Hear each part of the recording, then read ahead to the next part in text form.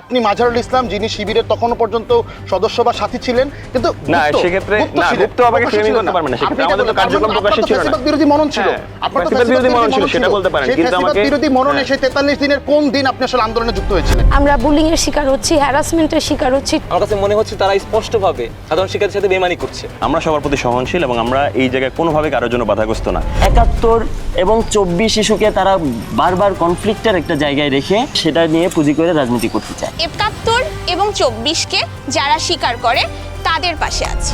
জাহাঙ্গীরনগর বিশ্ববিদ্যালয়ের হৃদয়ে এখন নির্বাচনী উত্তাপ। দীর্ঘ ৩ দশকেরও বেশি সময় পর শিক্ষার্থীদের সামনে সুযোগ এসেছে নিজেদের প্রতিনিধি বেছে নেওয়ার। দর্শক, আসছে ১১ তারিখ জাহাঙ্গীরনগর বিশ্ববিদ্যালয় কেন্দ্রীয় শিক্ষার্থী সংসদের নির্বাচন। এই নির্বাচনে মোট ৯ জন লড়াই করছেন জিএস বা সাধারণ সম্পাদক পদটির জন্য। সেই ৯ জনের ৭ জন আজ আমাদের সঙ্গে উপস্থিত হয়েছেন। আর আপনাদের সঙ্গে আমি আছি এস আল আরিফিন, আর আমার সঙ্গে আছেন আমার সর্বডানে রয়েছেন শাকিল আলী, স্বতন্ত্র শিক্ষার্থী প্যানেলের জিএস প্রার্থী। তারপরেই রয়েছেন আবু তৌহিদ মোহাম্মদ সিয়াম, যিনি তৌহিদ সিয়াম নামেই পরিচিত। বাংলাদেশ গণতান্ত্রিক ছাত্র সংসদ সমর্থিত প্যানেল থেকে তিনি লড়ছেন। তারপরেই রয়েছেন শরণ এহসান, তিনি প্রগতিশীল সংগঠনগুলোর একাংশের সমর্থিত সম্প্রীতির ঐক্য প্যানেলের প্রার্থী। এবং আমার ঠিক ডানে রয়েছেন তানজিলা হোসেন বৈশাখী, তিনি ছাত্রদল সমর্থিত প্যানেলের প্রার্থী। আমাদের সঙ্গে আরও আছেন বাংলাদেশ ইসলামী ছাত্র শিবির সমর্থিত সমন্বিত শিক্ষার্থী জোট প্যানেলের মাজহারুল ইসলাম। তারপরেই রয়েছেন স্বতন্ত্র প্রার্থী সৈয়দা অনন্যা ফারিয়া। এবং আমার সর্ববামে রয়েছেন জাহিদুল ইসলাম ইমন, তিনি প্রগতিশীল সংগঠনগুলোর আরেকটি অংশের সমর্থিত প্যানেল সংসপ্তক পর্ষদের জিএস পদপ্রার্থী। আমি প্রথমে প্রশ্ন করতে চাই ছাত্রদল সমর্থিত প্যানেলের প্রার্থী তানজিলা হোসেন আপনার কাছে। জাকসু এখন দিন ঘনিয়ে আসছে, আপনারা প্রচারণা চালাচ্ছেন, কিন্তু এখনও একটা কানাঘোষা আছে বা শোনা যায়, অনেকেই বলে যে আসলে ছাত্রদল চায় না জাকসু ফিরুক বা জাকসু হোক। এটাতে আপনার মতামত কি? ছাত্রদল জাকসু চায় না, একথা একদমই সত্যি না। আমি পার্সোনালি জাকসু চাই, আমাদের প্যানেলের প্রত্যেকে জাকসু চায়, ছাত্রদলের সবাই জাকসু চায়। আপনি দেখবেন যে আমরা যে জাতীয়তাবাদী সংগঠন আছি, আমরা সবাই নির্বাচন চাই, আমরা নির্বাচনের কথা বলি। আমাদের কাছে অনেকবার অনেক সুযোগ আছে আমাদের যে দল নির্বাচন ছাড়া ক্ষমতায় আসার, কিন্তু আমরা সবসময় বলেছি নির্বাচিত হয়ে আসতে চাই, কারণ আমাদের দলের যে ভিত্তি, আমাদের দলের যে মূলনীতি, যেটা বাংলাদেশের কনস্টিটিউশনের সাথে অ্যালাইন করে, ডেমোক্রেসি। সো ক্যাম্পাসে ৩৩ বছর পর জাকসু আসছে, সেটা হচ্ছে ক্যাম্পাসের সবচেয়ে বড় গণতান্ত্রিক উৎসব, সেটা ছাত্র দলের জন্য একটা সবচেয়ে বড় গণতান্ত্রিক উৎসব। ৩৩ বছর আগে যখন জাকসু বন্ধ হলো, সেটাও এই ছাত্রদলের প্যানেলের মাধ্যমে আসলে বন্ধ হয়েছিল। আমরা এই বিষয়টা আলোচনা করব আরেকটি অংশে গিয়ে। আপনার কাছে বলতে চাই যে আসলে আপনাদের যে ইশতেহার এই জাকসুকে নিয়ে শিক্ষার্থীদের জন্য, সেই ইশতেহারে আসলে আপনারা কোন বিষয়গুলোর দিকে বেশি নজর দিচ্ছেন? তো যেহেতু জাহাঙ্গীরনগর বিশ্ববিদ্যালয় একটা বিশ্ববিদ্যালয়, এটার প্রধান কাজ হচ্ছে কি শিক্ষা ও গবেষণা, সেক্ষেত্রে আমরা শিক্ষা ও গবেষণা খাতে ফোকাস করছি। তারপরে আমাদের যে একটা বড় সমস্যা আবাসন সংকট, সেক্ষেত্রে আমরা ফোকাস করছি। তারপরে আমাদের যে মেডিকেলে অনেকগুলো সমস্যা আছে, পরিবহন সমস্যা, ক্যাম্পাসে অটোরিকশা নিয়ে একটা সমস্যা আছে, যে ক্যাম্পাসের অভ্যন্তরীণ পরিবহন ব্যবস্থা কেমন হবে, সেগুলো নিয়ে আমরা ইশতেহারে কাজ করছি। এবং আরও দুইটা জিনিস আমরা ফোকাস করছি, সেটা হচ্ছে প্রথমত স্পোর্টস। জাহাঙ্গীরনগর যেহেতু অনেক বড় জায়গা, এখানে খেলাধুলার জন্য বেশ ভালো একটা স্পেস আছে, সেটা আমরা কাজে লাগাতে চাই, একটা স্ট্রাকচার আনতে চাই। তারপরে আমাদের যে কালচারাল গ্লোরি, সাংস্কৃতিক রাজধানী বলা হয়, সেই আমরা দেখেছি যে সেটা ইদানিং বেশ ম্রিয়মান। তো সেই কালচারাল গ্লোরিটা আমরা রিস্টোর করতে চাই। এবং সবার আগে একটু এই জায়গাটাতে থামাই। আপনি বেশ কয়েকটা পয়েন্টের কথা বললেন, যে শিক্ষার মান, অটোরিকশা এবং যে কালচারাল সাইটগুলো। আসলে আপনাদের আজকের এই যে আলোচনা অনুষ্ঠান, এখানে ৭ জনের মধ্যে 2 জন নারী রয়েছেন, এবং জাহাঙ্গীরনগর বিশ্ববিদ্যালয়ে আমরা জানি যে নারীদের বিষয়ে একটা বেশ তারা এগিয়ে রাখে, ভর্তির ক্ষেত্রেও একটা বিষয় রয়েছে এরকম। তো আপনারা আসলে নারীদের জন্য কি করছেন একজন নারী প্রার্থী হিসেবে? এই প্রশ্নের উত্তরের আগে আমি আপনার আগের প্রশ্নে ফিরে যাই। এই যে এতগুলো পয়েন্ট বললাম, তো সব কিছুর আগে আমাদের ইশতেহারের মূল লক্ষ্য হবে যে সবার জন্য একটা নিরাপদ ক্যাম্পাস সৃষ্টি করা।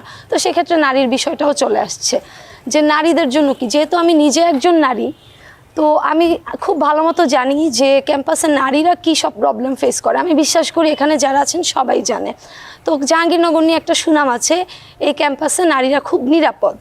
তবে ইদানিং আমাদের কাছে অভিযোগ আসছে যে এখানে ক্যাটকলিং বেড়ে যাচ্ছে, যেটা আমরা ক্যাম্পাসে আগে দেখিনি। তবে এই যে 2024 সালে ধর্ষণের মতো একটা ঘটনা ঘটে, যেটার আমরা কিন্তু এখন পর্যন্ত কোনো আপডেট পাই নাই যে কি হয়েছে। তো ক্যাম্পাসে যে নারীদের নিরাপত্তা নিশ্চিত করার ক্ষেত্রে আমাদের ক্যাম্পাস কি এখন নিরাপদ? আমি বলবো না পুরোপুরি নিরাপদ, কারণ এখনও আমাদের ক্যাম্পাসের প্রত্যেকটা নারী, ইনক্লুডিং আমি, আমার প্রতিযোগী যিনি আছেন, আমরা বুলিংয়ের শিকার হচ্ছি, হ্যারাসমেন্টের শিকার হচ্ছি, ট্যাগিং কালচারের শিকার হচ্ছি, আমাদের সহযোদ্ধাদের বিরুদ্ধে মব তৈরি করে হেনস্থা করা হচ্ছে। তো আমি বিশ্বাস করি শুধু ছাত্রদল প্যানেলে সমর্থিত প্রতিযোগীরা নয় বা আমি নয়, যারাই নির্বাচিত হয়ে আসবেন তাদের প্রাইম ফোকাস হতে হবে এই যে ট্যাগিং কালচার, মব, বুলিং, নারী শিক্ষার্থীদের জন্য এগুলো করে ডিহিউম্যানাইজ না করা হয়। ধন্যবাদ আপনাকে বৈশাখী। আমরা একটু আসতে চাই মাজহারুল ইসলাম আপনার কাছে। দীর্ঘদিন পর, অনেক বছর পরে বলা যায়, প্রকাশ্যে ছাত্র শিবিরের রাজনীতি, তারপর আপনারা 1 বছরের মাথায় এসে জাকসু নির্বাচনেও অংশ নিয়েছেন। যদি বলি যে এত বছর পরে ক্যাম্পাসে ফিরে বা ক্যাম্পাসে প্রকাশ্য রাজনীতি করে এবং জাকসুর মতো একটি প্ল্যাটফর্মের জন্য লড়ছেন আপনারা, এইটার জন্য আসলে কী ধরনের চ্যালেঞ্জ আপনারা ফেস করছেন?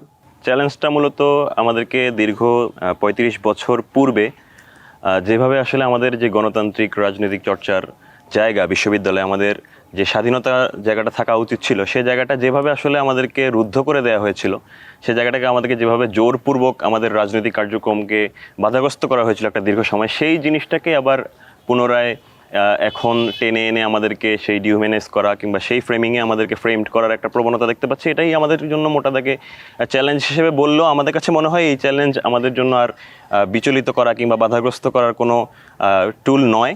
আমরা আমাদের গঠনমূলক যে কার্যক্রম, আমরা যেই প্রক্রিয়ায় আমাদের আসলে কার্যক্রমগুলো পরিচালনা করে থাকি, আমরা শিক্ষার্থী বান্ধব পরিবেশটা এবং শিক্ষার্থী বান্ধব অ্যাপ্রোচগুলোকে আমরা সবসময় প্রায়োরিটি প্রদান করি। সেই কাজগুলো আমরা যখন আমাদের স্বাভাবিক প্রক্রিয়া করে যাচ্ছি এবং আমরা যখন নিজেদের মধ্যে কোনো অন্তর্কোন্দল রাখছি না, নিজেদের মধ্যে কোনো বিরোধ নেই, শিক্ষার্থীদের গেস্ট রুম গণরুম কালচার আমাদের নেই, কিংবা কোনো প্রকার সহিংসতা, ক্যাম্পাসের কোনো প্রকার নিপীড়নের জায়গায় আমাদের কোনো আসলে কোনো প্রকার আমাদের রেকর্ড নেই, সে জায়গা থেকে আমার কাছে মনে হয় আমাদেরকে শিক্ষার্থীরা খুব ভালোভাবে গ্রহণ করবে কিংবা আমরা আসলে খুব সহজে কার্যক্রমগুলো পরিচালনা করতে পারবো, শিক্ষার্থীদের কল্যাণে কাজে আসতে পারবো। এটাই খুব স্বাভাবিক ব্যাপার। এছাড়া এই স্বাভাবিকতার মধ্যে অনেক জিজ্ঞাসা করি যে একটু যে এতদিন পরে ক্যাম্পাসে ফিরেছেন, আপনারা ক্যাম্পাসে রাজনীতি করছেন, শিক্ষার্থীরা কেন আপনাদেরকে ভোট দেবে? আপনাদের ইশতেহারে ব্যতিক্রমী কি আছে? আমাদের ইশতেহারে মেইনলি প্রথম যে ফোকাসটা এখানে আসলে ইশতেহারটা এবং ইশতেহারের পাশাপাশি কিছু ফিলোসফি রয়েছে যেগুলো আসলে খুবই ইম্পর্টেন্ট। প্রথমত হলো ইশতেহারটা আমরা এই বিশ্ববিদ্যালয়ে আসলে মেইনলি প্রতিষ্ঠিত হয়েছিল গবেষণামুখী শিক্ষা নেশনকে সার্ভ করার জন্য। তো সেই গবেষণামুখী শিক্ষাটা প্রধানত বাধাগ্রস্ত হচ্ছে এই ক্যাম্পাসের পলিটিক্যাল এনভায়রনমেন্টের জন্য। এই ক্যাম্পাসের ডিসিশন মেকিং থেকে শুরু করে অ্যাডমিনিস্ট্রেটিভ কিংবা একাডেমিক প্রত্যেকটা জায়গায় আসলে পলিটিক্যাল ইনফ্লুয়েন্সের খুব বেশি প্রভাব রয়েছে। সেই প্রভাবটাকে আমরা দূর করতে চাই এবং দূর করার জায়গাটাতে আমরা গবেষণামুখী শিক্ষাটাকে বাস্তবায়ন করতে চাই এই জায়গায় যে আমরা আসলে যে কার্যক্রমগুলো আমরা সাধারণত ছাত্র শিবির পরিচালনা করে থাকি, সেই কার্যক্রমগুলো সবই আসলে শিক্ষার্থী বান্ধব হয়, একাডেমিক বান্ধব হয়, তাদের পড়াশোনার পরিবেশ নিশ্চিত কিংবা পড়াশোনার যেই অবস্টাকলগুলো রয়েছে অবস্টাকলগুলো দূর করার জন্য হয়। সেক্ষেত্রে আমরা এই জায়গায় শিক্ষার্থীদেরকে কমিটমেন্ট দেওয়ার ক্ষেত্রে আমরা অনেক বেশি কনফিডেন্ট এই জায়গায় যে আমরা আসলে তাদেরকে সেই আমাদের স্ট্রাকচার, যে স্ট্রাকচারে আমরা আসলে সার্ভ করে যাই, সে সার্ভ করে গেলেই আমাদের মনে হয় শিক্ষার্থীরা বেনিফিট হবে। এবং একই সাথে আমরা আমাদের যেহেতু ট্রান্সপারেন্সি এবং অ্যাকাউন্টেবিলিটি নিয়ে আমরা অনেক বেশি কনফিডেন্ট, তো আমাদের কাছে মনে হয় সেই জায়গাটা আমাদেরকে এই জায়গায় এগিয়ে রাখবে। আচ্ছা মাঝহার, আপনি আগের প্রশ্নের উত্তরে বলছিলেন যে আসলে সাংস্কৃতিক রাজধানী জাহাঙ্গীরনগর। তো জাহাঙ্গীরনগরে আপনাদেরকে নিয়ে এখানকার মানে শিক্ষার্থীদের মধ্যে একটা ভিন্ন রকম মত রয়েছে। তো ছাত্র শিবিরকে আসলে এখন এই জাহাঙ্গীরনগর কিভাবে গ্রহণ করছে? ছাত্র শিবির দেখুন আমাদেরকে নানানভাবেই আমাদেরকে অনেক রকম ভাবে ট্যাগিং কিংবা আমাদেরকে অনেকভাবে অনেক রকম ফ্রেমিং করার চেষ্টা করা হয়। এগুলো আসলে আমার কাছে মনে হয় রাজনৈতিক টুল হিসেবে আমাদেরকে ব্যবহার করা হয়, যে আমরা আসলে হয়তো তাদের অন্য ভিন্ন মতের প্রতি আমরা সহনশীল হব না, সাংস্কৃতিক জায়গায় আমরা বাধাগ্রস্ত করব কিংবা অন্য ব্যক্তিমত স্বাধীনতায় বাধাগ্রস্ত করব। কিন্তু আপনি আসলে দেখেন এই জায়গাগুলোতে আমাদের কোনো প্রকার রেকর্ড কেউ কখনো দেখাতে পারবে না, বরং আমাদেরকে যারা আসলে এই জায়গাগুলো নিয়ে অ্যাড্রেস করতে চায় সেই জায়গায় তারা আসলে নিজেরাই প্রশ্নবিদ্ধ। সুতরাং আমরা আমাদের জায়গায় আসলে প্রশ্নের ঊর্ধ্বে রয়েছে আমাদের কার্যক্রম দ্বারাই। আচ্ছা, আমরা সকল ক্ষেত্রে আমরা সহনশীল। একটু থামাই এই জায়গাটাতে, সেটা হচ্ছে যে আপনি বলছিলেন যে সবাই সবার সাংস্কৃতিক চর্চাটা করতে পারবে, কিন্তু আপনাদের বিরুদ্ধে দেখা যায় যে আপনাদের শিক্ষার্থীরাই, প্রাক্তনরা বা আগে যারা ছিলেন বা বাহিরেও একটা প্রচলন আছে যে শিবির হয়তো বা যদি আসে তাহলে শিক্ষার্থীদের নাটক করতে দেবে না, মুক্তমঞ্চে নাটক করতে দেবে না, বা নারীরা হয়তো বা দেরিতে হলে ফিরলে তারা এখানে একটা স্টেপ নিতে পারে বা বাধাগ্রস্ত করতে পারে বিষয়গুলোকে, স্বাভাবিক প্রক্রিয়াটাকে। যেহেতু জাহাঙ্গীরনগর বিশ্ববিদ্যালয় আমরা বলি যে একটা এখানে মুক্ত চিন্তার চর্চা হয় এবং সংস্কৃতিমনা শিক্ষার্থীরা এখানে আসলে বেশিরভাগ তারা আছেন। সেক্ষেত্রে আপনাদের স্ট্যান্ড কী হবে? এখানে যেহেতু না, এবং শুধুমাত্র জাহাঙ্গীরনগর না, বাংলাদেশের সবখানেই ছাত্র শিবির আসলে সবার মতের প্রতি যথেষ্ট শ্রদ্ধাশীল এবং সাংস্কৃতিক চর্চার ক্ষেত্রেও শ্রদ্ধাশীল। আমার নিজের একটা আইডিওলজি রয়েছে, আমার নিজের একটা মূল্যবোধ রয়েছে, কিন্তু আমার কখনো সেই রাইট নেই যে আমি অন্যের মূল্যবোধটা আমি সেট করে দেবো। অন্যের মূল্যবোধ অন্য কীভাবে কোন রুচি গ্রহণ করবে, কোন কালচার গ্রহণ করবে, কোন আইডিওলজি গ্রহণ করবে, এটা আমার কোনো রাইট নেই। এবং আমরা এই জায়গায় আমরা মনে হয় এটা আসলে আমাদেরকে শুধু প্রশ্নই করা হয়ে গেছে, কিন্তু কখনো আসলে প্রমাণের জায়গায় আমাদেরকে প্রমাণিত করতে পারে না। বরং আমরা প্রমাণ দিয়ে গিয়েছি, আমরা সবার প্রতি সহনশীল এবং আমরা এই জায়গায় কোনোভাবে কারোর জন্য বাধাগ্রস্ত না। কে কেমন পোশাক পরবে, রাতে কোথায় থাকবে, কালচারে কোন প্রোগ্রাম না হবে, এগুলো কোনোভাবে আমাদের জায়গা নয়। আমরা মনে হয় আমাদের যে মূল্যবোধ চর্চা রয়েছে সেই মূল্যবোধের প্রচার প্রসারে যারা আমাদেরকে গ্রহণ করতে চাইবে তারা আমাদের গ্রহণ করবে, কিন্তু আমরা কারো উপর চাপিয়ে দেওয়ার জন্য কোনোভাবেই সেই অধিকার আমরা রাখি না। এবং জাকসু সেই জায়গা নয় যে জাকসু আসলে প্রশাসনের ভূমিকা পালন করবে। জাকসু আসলে শিক্ষার্থীরা কি করবে না করবে সেটা ডিফাইন করে দিবে। আমাদের মোরাল পলিসিং কোনোভাবেই এটা আসলে যৌক্তিকতা রাখবে না। আপনাকে আমি একটু হিন্টস দিয়ে রাখি, সেটা হচ্ছে যে 1 বছর হয়ে গেছে আপনারা জাহাঙ্গীরনগরে প্রকাশ্য রাজনীতি করছেন, কিন্তু এখন পর্যন্ত আপনাদের কমিটিতে কারা আছে বা কারা কারা আপনাদের রাজনীতির সঙ্গে জড়িত এই বিষয়টা নিয়ে শিক্ষার্থীদের মধ্যে একরকম ধোঁয়াশা আছে। আমরা সেই উত্তরটা জানবো, তবে তার আগে যেতে চাই আমরা একটু শাকিল আলীর কাছে। আপনার কাছে জানতে চাই যে আন্দোলন করছিলেন, রাজপথে ছিলেন, রাজনীতিতে আসার বা এই নির্বাচনে লড়ার প্রয়োজন কেন হলো? 24শে জুলাই গণঅভ্যুত্থানের পরবর্তী সময় আমাদের যারা পলিটিক্যাল পার্টি যেগুলো ছিল আমরা দেখেছি, সমন্বয়ক ছিল বা যারা সামনে সারিতে ছিল আন্দোলনটাকে এগিয়ে নিয়েছে, আমরা দেখলাম তাদের প্রতি আমাদের অনেক বেশি আকাঙ্ক্ষা ছিল, চাওয়া পাওয়া ছিল। কিন্তু আমরা দেখলাম যে আন্দোলনবর্তী পরবর্তী সময় এসে তারা দেখলাম যে অনেকের যে আগের যে স্পিডটা ছিল তারা সেই স্পিড থেকে সরে এসেছে এবং আমাদের যেই স্বপ্নের বাংলাদেশ বিনির্মাণ করতে চেয়েছিলাম বা জাহাঙ্গীরনগর চেয়েছিলাম তার কোনো অংশটাই তারা পূর্ণ করে নাই। আমরা দেখছি তারা বিভিন্নভাবে তারা দুর্নীতির সাথে জড়িয়ে পড়েছে। তাদের যে চাওয়া পাওয়া ছিল আমি যদি বলি, তাদের একটা অন্যতম দাবি ছিল যে বিশ্ববিদ্যালয়গুলো থেকে দলীয় রাজনীতি নিষিদ্ধ করা। আমরা দেখলাম যে তার পরবর্তী সময় কি হলো, তারা নিজেরাই এসে কি করছে, রাজনীতিটাকে আবার নতুনভাবে তারা করছে। যখন তারা নিজেরাই চেয়েছিল রাজনীতি থাকবে না, কিন্তু পরবর্তী সময় দেখা গেলো তারা নিজেরা আবার রাজনীতিকে নতুনভাবে রূপ দিতেছে। তো আমার কাছে মনে হয় এটা স্পষ্টভাবে হচ্ছে শিক্ষার্থীদের সাথে একটা বেইমানি করা। এছাড়াও আমরা দেখেছি যারা যে রাজনৈতিক দলগুলো আছে তারা বিভিন্ন সময় যখন ইউনিভার্সিটির সাথে যখন কোনো একটা মিটিংয়ে যায় বা দাবি নিয়ে যায়, তখন আমি সেখানে কয়েকবার গিয়েছি। সেখানে গিয়ে আমি দেখি যে হচ্ছে রাজনৈতিক দলগুলো মানে মিটিংয়ের মধ্যে এক কথা বলছে এবং বাইরে এসে এক কথা বলছে। আমার কাছে মনে হচ্ছে তারা স্পষ্টভাবে সাধারণ শিক্ষার্থীর সাথে বেইমানি করছে। সে জায়গা থেকে আমার মনে হয় যে আমি যদি সেখানে থাকতে পারি বা আমি যদি সেখানে আসি, আমার তো দলীয় কোনো দল নেই, সে জায়গা থেকে আমি বিশ্বাস করি আমি শুধুমাত্র শিক্ষার্থীদের জন্য কাজ করব। আমার যেহেতু ওপরে কোনো মহল নেই যিনি আমার আসলে ডিসিশন মেক করে দিবে। আমরা দেখেছি পলিটিক্স যারা করছে তাদেরকে সব কিছু ঠিক করে দেওয়া হচ্ছে। তারা যখন একটা পোস্ট করে দিচ্ছে, তারা যারা কর্মী যারা আছে তারা ওই সেই পোস্ট নিয়েই তারা সহমত ভাই সৃষ্টি করছে। আমরা দেখছি তারাই কি করছে, তারাই হচ্ছে গেস্ট রুম কালচার তারা একসময় সৃষ্টি করবে, তারা চাঁদাবাজি করছে, অনেক কিছু তারা আমরা দেখছি ইতিমধ্যে শুরু করেছে। আর একটা কথা হচ্ছে তারা এখন যেহেতু মজলুম অবস্থায় আছে, তারা এখনো ক্ষমতা পায় নাই। আমি মনে করি তারা ক্ষমতা না পাওয়ার আগে এই অবস্থা করছে। যখন তারা ক্ষমতা পাবে, একটা জায়গায় আসবে, তারা তো শিক্ষার্থীদের সাথে কোন ধরনের আচরণ করবে আমি এই বিষয়টা নিয়ে আশঙ্কিত চিন্তা করছি। সে জায়গা থেকে আমার মনে হয় আমি রাজনীতিতে আসলে আমি বিশ্বাস করি যে যদি জাকসুতে আসতে পারি তাহলে আমি সাধারণ শিক্ষার্থী চাওয়া পাওয়ার সাথে আমার চাওয়া পাওয়ার যেটা আমার কর্মস্পৃহে আমি কি করবো, একটা ঐক্যতান সৃষ্টি করবো এবং তাদের অধিকার নিয়েই কাজ করবো ইনশাল্লাহ। আচ্ছা, আপনার কাছে প্রশ্ন সেটা হচ্ছে যে যদি আপনি জিএস নির্বাচিত হন তাহলে আপনার প্রথম কাজ কি হবে? আমি চাই যে বিশ্ববিদ্যালয়গুলো থেকে যে গণরুম কালচারটা, গেস্ট রুম কালচারটা আছে, এটাকে আমি পুরোপুরি ভেঙে ফেলবো।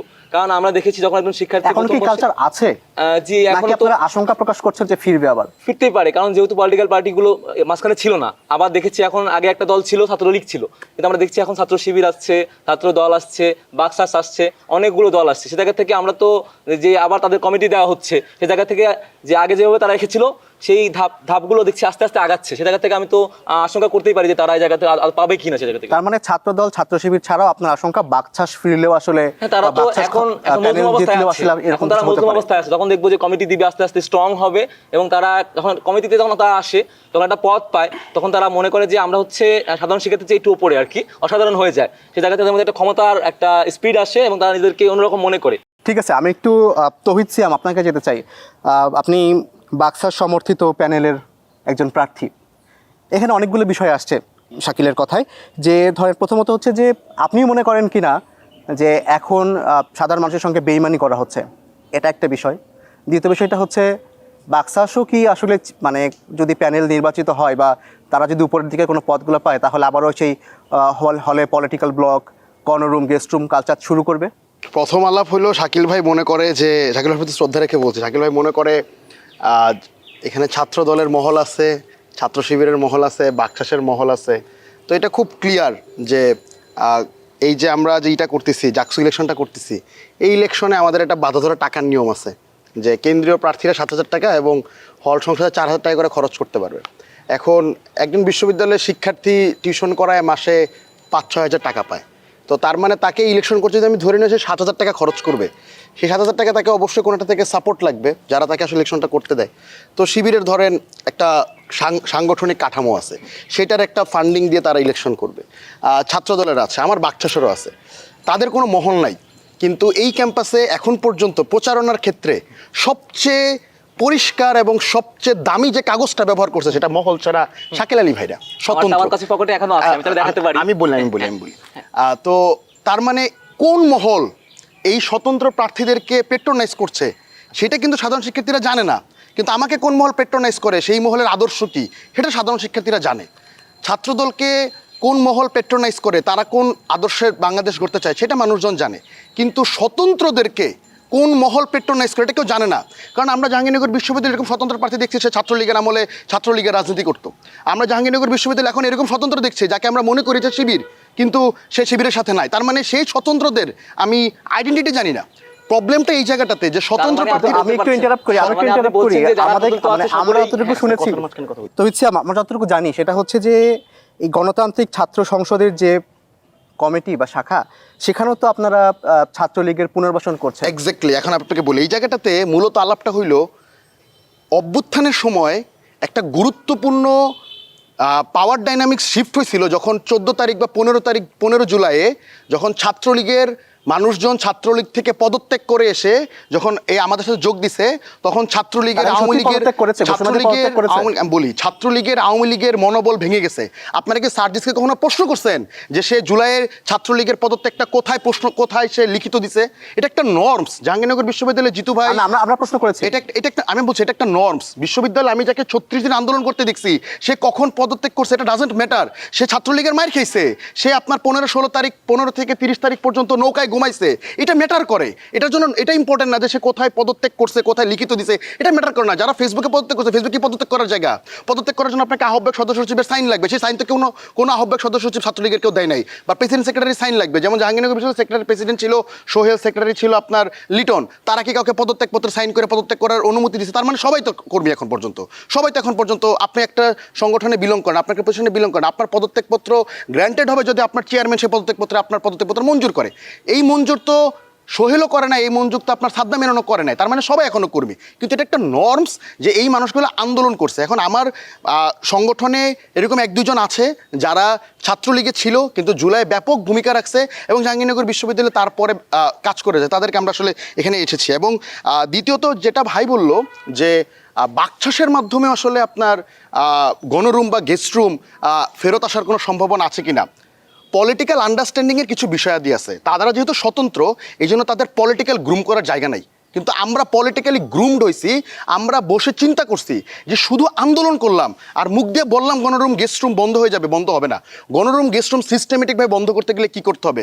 আমরা বাকশাস থেকে আমরা অন্যান্য শিক্ষার্থীদের সাথে আলাপ আলোচনা করে বিশ্ববিদ্যালয়কে দাবি জানাইছি, শুধু মুখ দিয়ে বললে বন্ধ হবে এরকম না। আপনি বিশ্ববিদ্যালয়ের যে অ্যাক্ট আছে, 74-এর যে অ্যাক্ট আছে, 18-র যে বিধিমালা আছে, সেই বিধিমালায় গণরুমের সংজ্ঞায়ন করেন, সেই বিধিমালায় গেস্ট রুমের সংজ্ঞায়ন করেন, সেই বিধিমালায় র্যাগিংয়ের সংজ্ঞায়ন করে সেগুলোকে বন্ধ করেন এবং এগুলা করলে কি পরিমাণ জরিমানা হবে, সেগুলো করলে তাকে বহিষ্কার করবে কিনা। এবং এইগুলোর জন্য আপনি বিশ্ববিদ্যালয়ে যেরকম যৌন নিপীড়ন বিরোধী সেল আছে, আপনি গণরুম গেস্ট রুম র্যাগিং বিরোধী সেল তৈরি করেন। এইটা আমাদের আন্ডারস্ট্যান্ডিংয়ের জায়গা।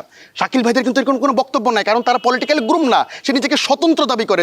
25 জন মিলে স্বতন্ত্র প্যানেল তৈরি করছে, এটা তাদের পলিটিক্যাল আন্ডারস্ট্যান্ডিং। কিন্তু আমাদের পলিটিক্যাল আন্ডারস্ট্যান্ডিংয়ের জায়গা থেকে আমরা বিশ্ববিদ্যালয়কে এটা জানাইছি যে শুধু গণরুম গেস্ট রুম বন্ধ করার জন্য মিছিল নিয়ে গেলাম, এইটুকু করতে সীমাবদ্ধ আমরা থাকি নাই। আমরা বিশ্ববিদ্যালয়কে প্রসেস দেখাই দিছি যে কোন প্রসেসে আপনি আগাইলে ইন ফিউচারে 15 বছর পরেও ছাত্র দলেরও ক্ষমতা নাই, আবার ওই শিবিরেরও ক্ষমতা নাই, বাকশাসেরও ক্ষমতা নাই যে গণরুম গেস্ট রুম সে করতে পারবে। এটা আমাদের আন্ডারস্ট্যান্ডিংয়ের জায়গা। আপনার কাছে জানতে চাই যে আসলে নির্বাচনী পরিবেশটা কেমন দেখছেন? জাহাঙ্গীরনগরের বর্তমান নির্বাচনী পরিবেশ ৩৩ বছরের পরে যে উৎসবমুখর যে আমেজপূর্ণ পরিবেশ থাকার কথা ছিল সে আমেজপূর্ণ বা উৎসবমুখর পরিবেশ নাই। এটার একটা অন্যতম কারণ হলো এই যে আমি এই বিশ্ববিদ্যালয়ে মানে এই লাস্ট 15 দিনে 20 দিনে এই প্রথম কোথাও আমি আমার প্রার্থীদের সাথে এঙ্গেজ করতে পারতেছি। বিশ্ববিদ্যালয়ের সিস্টেমই নাই, বিশ্ববিদ্যালয়ে কোনো সিস্টেম ডেভেলপ করে নাই যেখানে ভোটাররা প্রার্থীদের সাথে ইন্টারাকশন করবে, কোনো ডিবেট আয়োজন করতে দিচ্ছে না, তারা কোনো সেমিনার আয়োজন করতে কেন দিচ্ছে না? বিশ্ববিদ্যালয়ে আপনারা তার প্রশ্ন তুলছেন? আচরণ বিধিতে এগুলো নাই। কারণ আমরা যখন কথা বলি তারা বলে তারা ভয় পায় যদি কোনো ঝামেলা হয়, কিন্তু আমরা এটাকে এত সহজভাবে দেখতে রাজি না। আমরা মনে করি যে বরং এইটার মাধ্যমে যাদের অনেক বড় সংগঠন আছে, যাদের কমিউনিটি আছে, যারা কমিউনাল পলিটিক্স করে, সেই মানুষগুলো আসলে একটা এক্সট্রা এজ পাইতেছে। কারণ সাধারণ শিক্ষার্থীদের কাছে তাদের পৌঁছানোর প্রয়োজন নাই, আমাদের সাধারণ শিক্ষার্থীদের কাছে পৌঁছাইতে হবে। এই জন্য আমাদের ভোট কেন্দ্রে ভোটারের উপস্থিতি বাড়ানোটা আমাদের জন্য ইম্পর্টেন্ট। আবার আপনাদের তো রিজার্ভ ভোট আছে না, আপনার দলে রিজার্ভ ভোট আছে, গণতান্ত্রিক ছাত্র সংসদের জাহাঙ্গীরনগর বিশ্ববিদ্যালয়ে 57 জনের একটা কমিটি আছে, এর বাইরে 2টা সেল আছে, এর বাইরে বাংলাদেশ গণতান্ত্রিক ছাত্র সংসদ থেকে জড়িত না। বাংলাদেশ ছাত্র সংসদে এর বাইরে কোনো মানুষ আছে, তার মানে রিজার্ভ ভোট ধরলে আমার 70টা রিজার্ভ ভোট। বাট আমার ভোট, আপনার এই 70টা ভোটের মতো ভাগ হয়ে গেছে। আমার এই ভোটটা হইলো, আমার ভোট হলো তারা যারা, আমি এই যে গণহত্যাকারী দলকে নিয়ে আমি যে বিশ্ববিদ্যালয়ে কর্মসূচি করছি, অটোমেশনের আন্দোলন করেছি, বিশ্ববিদ্যালয়ে অটোমেশনের জন্য কাজ করেছি, বিশ্ববিদ্যালয়ের শিক্ষকদেরকে যারা হামলা জড়িয়েছিল তাদের বিচারের জন্য কাজ করেছি, এই যে গণরুম গেস্ট রুম নিয়ে কাজ করছি, এইটা যারা পছন্দ করে জেনারেল স্টুডেন্ট, সেই জেনারেল স্টুডেন্টের ভোটটা হলো আমার ভোট। কিন্তু এই ভোটটা বিশ্ববিদ্যালয়ে যাতে আমার কাছে না আসতে পারে, তারা যাতে উপস্থিত না হতে, সেটা সকল ব্যবস্থা বিশ্ববিদ্যালয় করে রেখেছে। ধন্যবাদ তৌহিদ, আমরা আপনার কাছে আবার আসবো। আমরা যাব হচ্ছে অনন্যা আপনার কাছে। তবে তার আগে আমি একটু শাকিল আপনার কাছে ফ্লোরটা ছাড়তে চাই। আপনি বেশ কয়েকবার আসলে কিছু একটা বলার চেষ্টা করছিলেন, আপনি যদি 30 সেকেন্ডের মধ্যে আমাদেরকে বলেন, তারপরে আমরা অনন্যার কাছে ফিরবো। না, সিয়াম যেটা বলেছেন আর কি, যে হচ্ছে সাধারণ বলে কোনো কিছু নাই। তিনি বলেছেন যে স্বতন্ত্র প্রার্থী হিসেবে কেউ থাকতে পারবে না, মানে যারা হচ্ছে পলিটিক্যাল আছেন আর বাইরে যারা আছেন তারা হচ্ছে গুপ্ত পলিটিক্যাল, এটা বোঝানোর চেষ্টা করেছে। আমরা আমি যেটা বলেছি আমার হিসাবটা আমি ইলেকশন কীভাবে করছি সাধারণ শিক্ষার্থী হিসেবে, প্রার্থী হিসেবে, ভোটার প্রার্থী হিসেবে, মানে আমার ফান্ড কোথা থেকে আসছে আমি সব কিছু বুঝিয়ে দেবো, সমস্যা নাই। আসলে কি সবচেয়ে দামি কাগজে আপনারা লিফলেটটা পাচ্ছেন? আমার পকেটে এখনো আছে, আমি দেখাতে পারি আর কি। আমার একটা কাগজের দাম হচ্ছে 30 পয়সা করে খরচ পড়েছে আর কি। সে জায়গা থেকে আমি এখন পর্যন্ত 3000 করেছি আর কি। তো কত টাকা লাগে আপনি হিসাব করলে দেখতে পাবেন, এবং আমার ব্যাগ ট্যাগ সব কিছু আমি দেখাই দিব ইনশাল্লাহ, কোনো সমস্যা নেই। ওকে, ধন্যবাদ আপনাকে। আমরা একটু অনন্যা ফারিয়া আপনার কাছে আসতে চাই। প্রথমত হচ্ছে আপনি ছাত্র দলের নেত্রী এবং সেখান থেকে আপনি বেরিয়ে বিদ্রোহী প্রার্থী হিসেবে নির্বাচন করছেন। আমরা সেরকম প্রশ্নে যাব, তবে তার আগে আপনার আরও একটা পরিচয় আছে। আপনি পরিবেশ প্রকৃতি নিয়ে কাজ করেন। তো এই পরিবেশ প্রকৃতির মানুষ কেন এই ভোটের লড়াই আসলেন, কেন রাজনীতিতে আসলেন? সৈয়দা অনন্যা ফারিয়া এই নামটাই আসলে একজন অ্যাক্টিভিস্টের নাম হিসেবে আমি সারা জীবন প্রতিষ্ঠিত করতে চেয়েছি, এবং আমার জীবনের একমাত্র লক্ষ্য সমাজের জন্য, মানুষের জন্য সহাবস্থান তৈরির জন্য কাজ করা। তো আমার জীবনে আসলে এর আগে পরে যত বিশেষণ যুক্ত হবে সব কিছুর লক্ষ্যই একটাই, স্টুডেন্টদের সাথে সংহতি জানানোর প্রশ্নে, সাধারণ মানুষের সাথে ইনসাফ হওয়ার প্রশ্নে আমি আসলে পথে নেমে এসেছি এবং আমার সবটা দিয়ে কাজ করেছি। এবং তারপরে আমার কাছে মনে হয়েছে যে আই হেট পলিটিক্স নামের যে লাইনটা আমাদের পুরো তরুণদের মধ্যে গেঁথে দেওয়া হয়েছিল, এটাই আসলে স্বৈরাচারের সবচেয়ে বড় দাবার গুটি। সেই জায়গা থেকে আমার কাছে মনে হয়েছে আমার রাজনীতিতে আসা উচিত, এবং সে কারণে আমার রাজনৈতিক পথ চলার শুরু। রাজনীতিতে এলেন, কিন্তু এই এখন যখন একটা দীর্ঘ সময় পরে আপনার ক্যাম্পাসে নির্বাচন হচ্ছে, যেখানে আপনার দলের আসলে আপনার সহযোগিতা বা আপনার সমর্থন প্রয়োজন, সেখানে সেই সময়টাতে আসলে দল থেকে বেরিয়ে এসে বিদ্রোহী প্রার্থী হলেন কেন? অন্য কোনো বিশেষ কোনো কারণ আছে কিনা?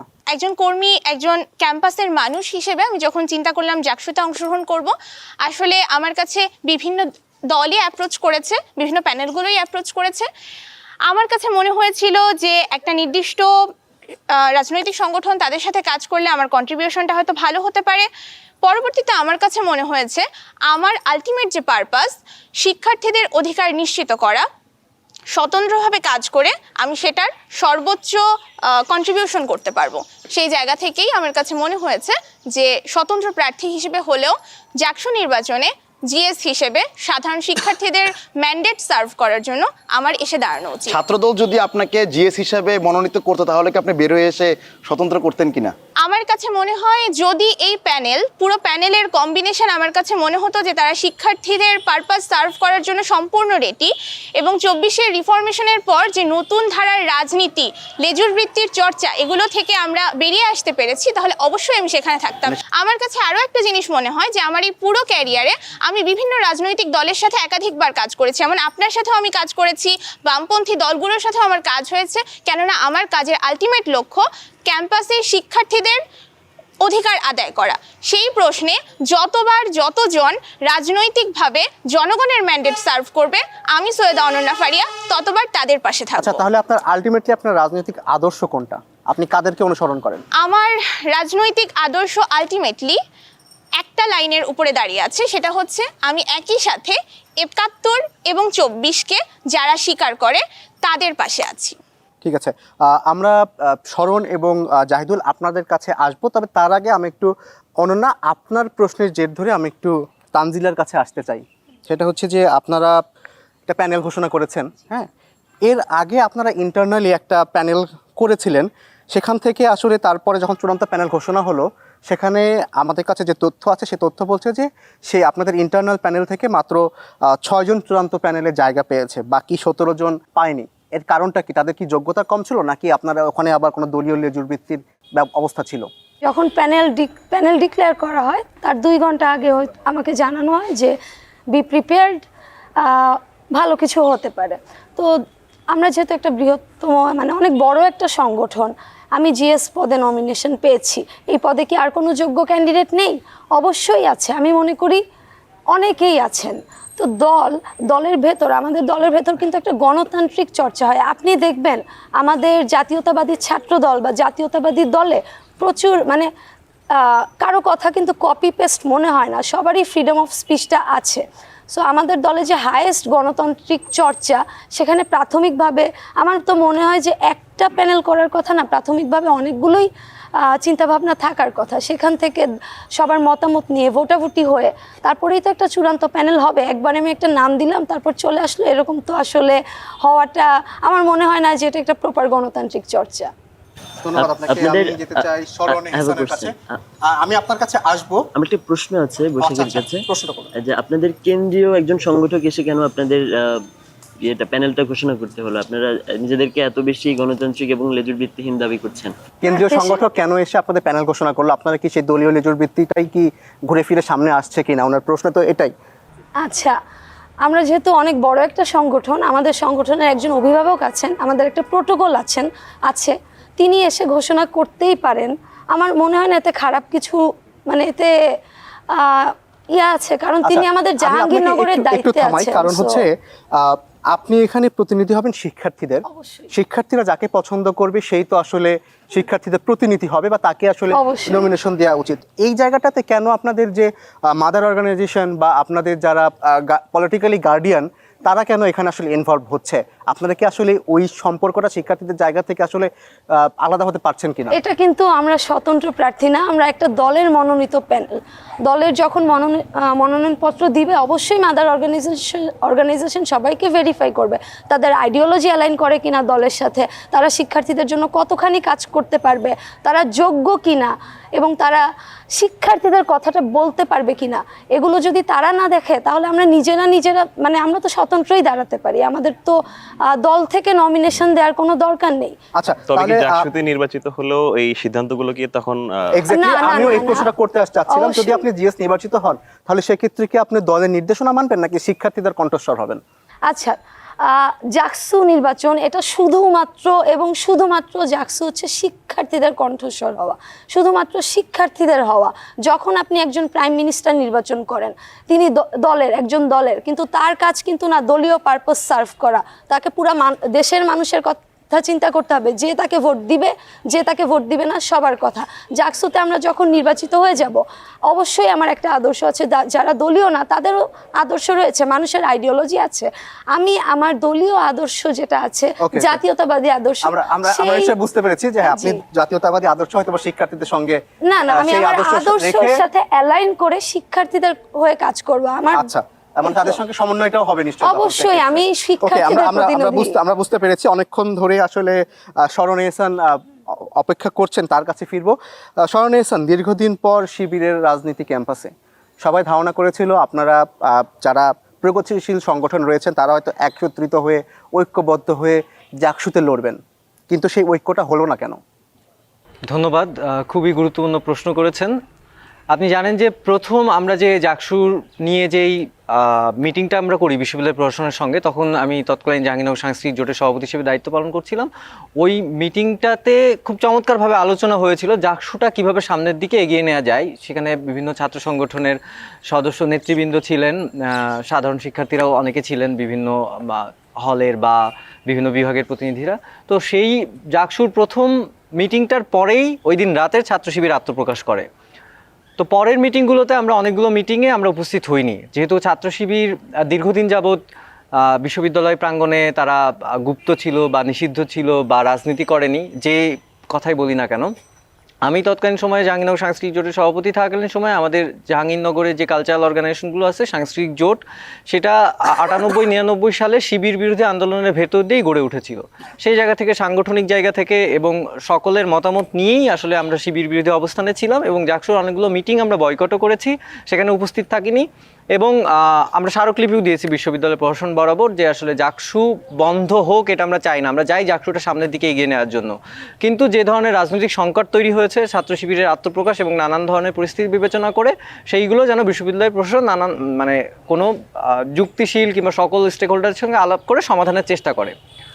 তো আপনি যেটা বললেন যে আসলে প্রগতিশীল ঐক্যটা হয়নি কেন, এখন প্রগতিশীলদের মধ্যেও তো আসলে অনেক ধরনের ডিভাইডেশন আছে, আদর্শগত জায়গা থেকে আছে, তারপরে ব্যক্তিগত জায়গা থেকে আছে। আমরা যারা কালচারাল অর্গানাইজেশন করি তাদের সঙ্গে বামপন্থী অনেক অর্গানাইজেশনের সুসম্পর্ক থাকলে তাদের সকল আদর্শ আসলে আমাদের মধ্যে নেই, বা তাদেরকে আমরা পুরোটা হয়তো তাদেরকে অ্যাফোর্ড করি না। ঠিক তেমনিভাবে বামপন্থী অর্গানাইজেশনের মধ্যেও অনেকগুলো ডিভাইডেশন আছে, আপনারা জানেন। ধরুন যে হচ্ছে যে আমি যখন সাংস্কৃতিক জোটের সভাপতি ছিলাম, আমি 19 সাল থেকে 18 সাল থেকে দেখে আসছি যে জাহাঙ্গীরনগর সাংস্কৃতিক জোট প্রগতিশীল ছাত্র জোট, অর্থাৎ বামপন্থী যে জোট, সেই জোটের সাথে আন্দোলন করে এসছে। কিন্তু পরবর্তী সময়ে আমরা দেখতে পেয়েছি যে আসলে প্রগতিশীল ছাত্র জোট যেটা, তাদের মধ্যে অনেকগুলো ডিভাইডেশন আছে। ফলে সাংস্কৃতিক জোট অনেক ক্ষেত্রেই প্রগতিশীল ছাত্র জোটে বা বামপন্থী অর্গানাইজেশনের সঙ্গে হয়তো কলিশন করতে পারে নাই, কারো সঙ্গে করছে বা কখনো করে নাই, নিজে স্বতন্ত্র থেকেছে। তো এই পরিস্থিতিতে এসেও আসলে সেই ধরনের ঘটনায় ঘটছে। সাংস্কৃতিক জোট বা কালচারাল অর্গানাইজেশন যারা করে, অনেক প্রোগ্রেসিভ লিবারেল স্টুডেন্ট আছে যারা আসলে সংস্কৃতি মনা বা রাজনীতি সচেতন, তারা আসলে হয়তো সকল বামপন্থী অর্গানাইজেশনকে ঠিক ওই বিশ্বস্ততার জায়গায় রাখতে পারে না, বা তাদের মধ্যে কোনো ধরনের শঙ্কা কাজ করে। এই ধরনের নানান কারণে হয়তো ওই শিবির বিরোধী ঐক্য ওই রকম কিছু হয়নি আসলে। তো আমি মনে করি যে আপনার উত্তরটা মোটামুটি আমি পেয়ে গেছি। আমি এই একই প্রশ্নটাই করব হচ্ছে জাহিদুল ইসলাম আপনাকে, তবে তার আগে আমি একটু মাঝার আপনার কাছে একটু নোট রেখে যাই একটা, সেটা হচ্ছে যে শরণ বললেন যে আসলে তারা শিবির আত্মপ্রকাশের পরে জাকসুর অনেক বৈঠক তারা বর্জন করেছে, এবং আমরা দেখেছি যে প্রগতিশীল এই সংগঠনগুলো কিন্তু শিবির আত্মপ্রকাশের পরে বেশ কিছু মিছিল মিটিংও করেছে। তো সেই বিষয়টা আসলে আপনাদের নির্বাচনী ক্যাম্পেইনে কোনো প্রভাব ফেলছে কিনা সেই বিষয়টা নিয়ে জানবো। তবে তার আগে যাচ্ছি আমি জাহিদুল ইসলামের কাছে, আপনার কাছেও একই প্রশ্ন, আপনি কি শরণের সঙ্গে একমত কিনা? আপনাদের ঐক্য না হওয়ার জায়গাটা কি একই রকম? আমি কিছুটা দ্বিমত পোষণ করি। দেখা যাচ্ছে আপনি যদি আমাদের এবার প্যানেলের ফরমেশনটা দেখেন, আমরা খুবই ছোট করে এবং পিক করে খুব অল্প কিছু পদ আমরা পিক করছি, যেই আমাদের একটা সম্মিলিতভাবে বেশ কিছুদিন ধরে আলাপ হয়েছে।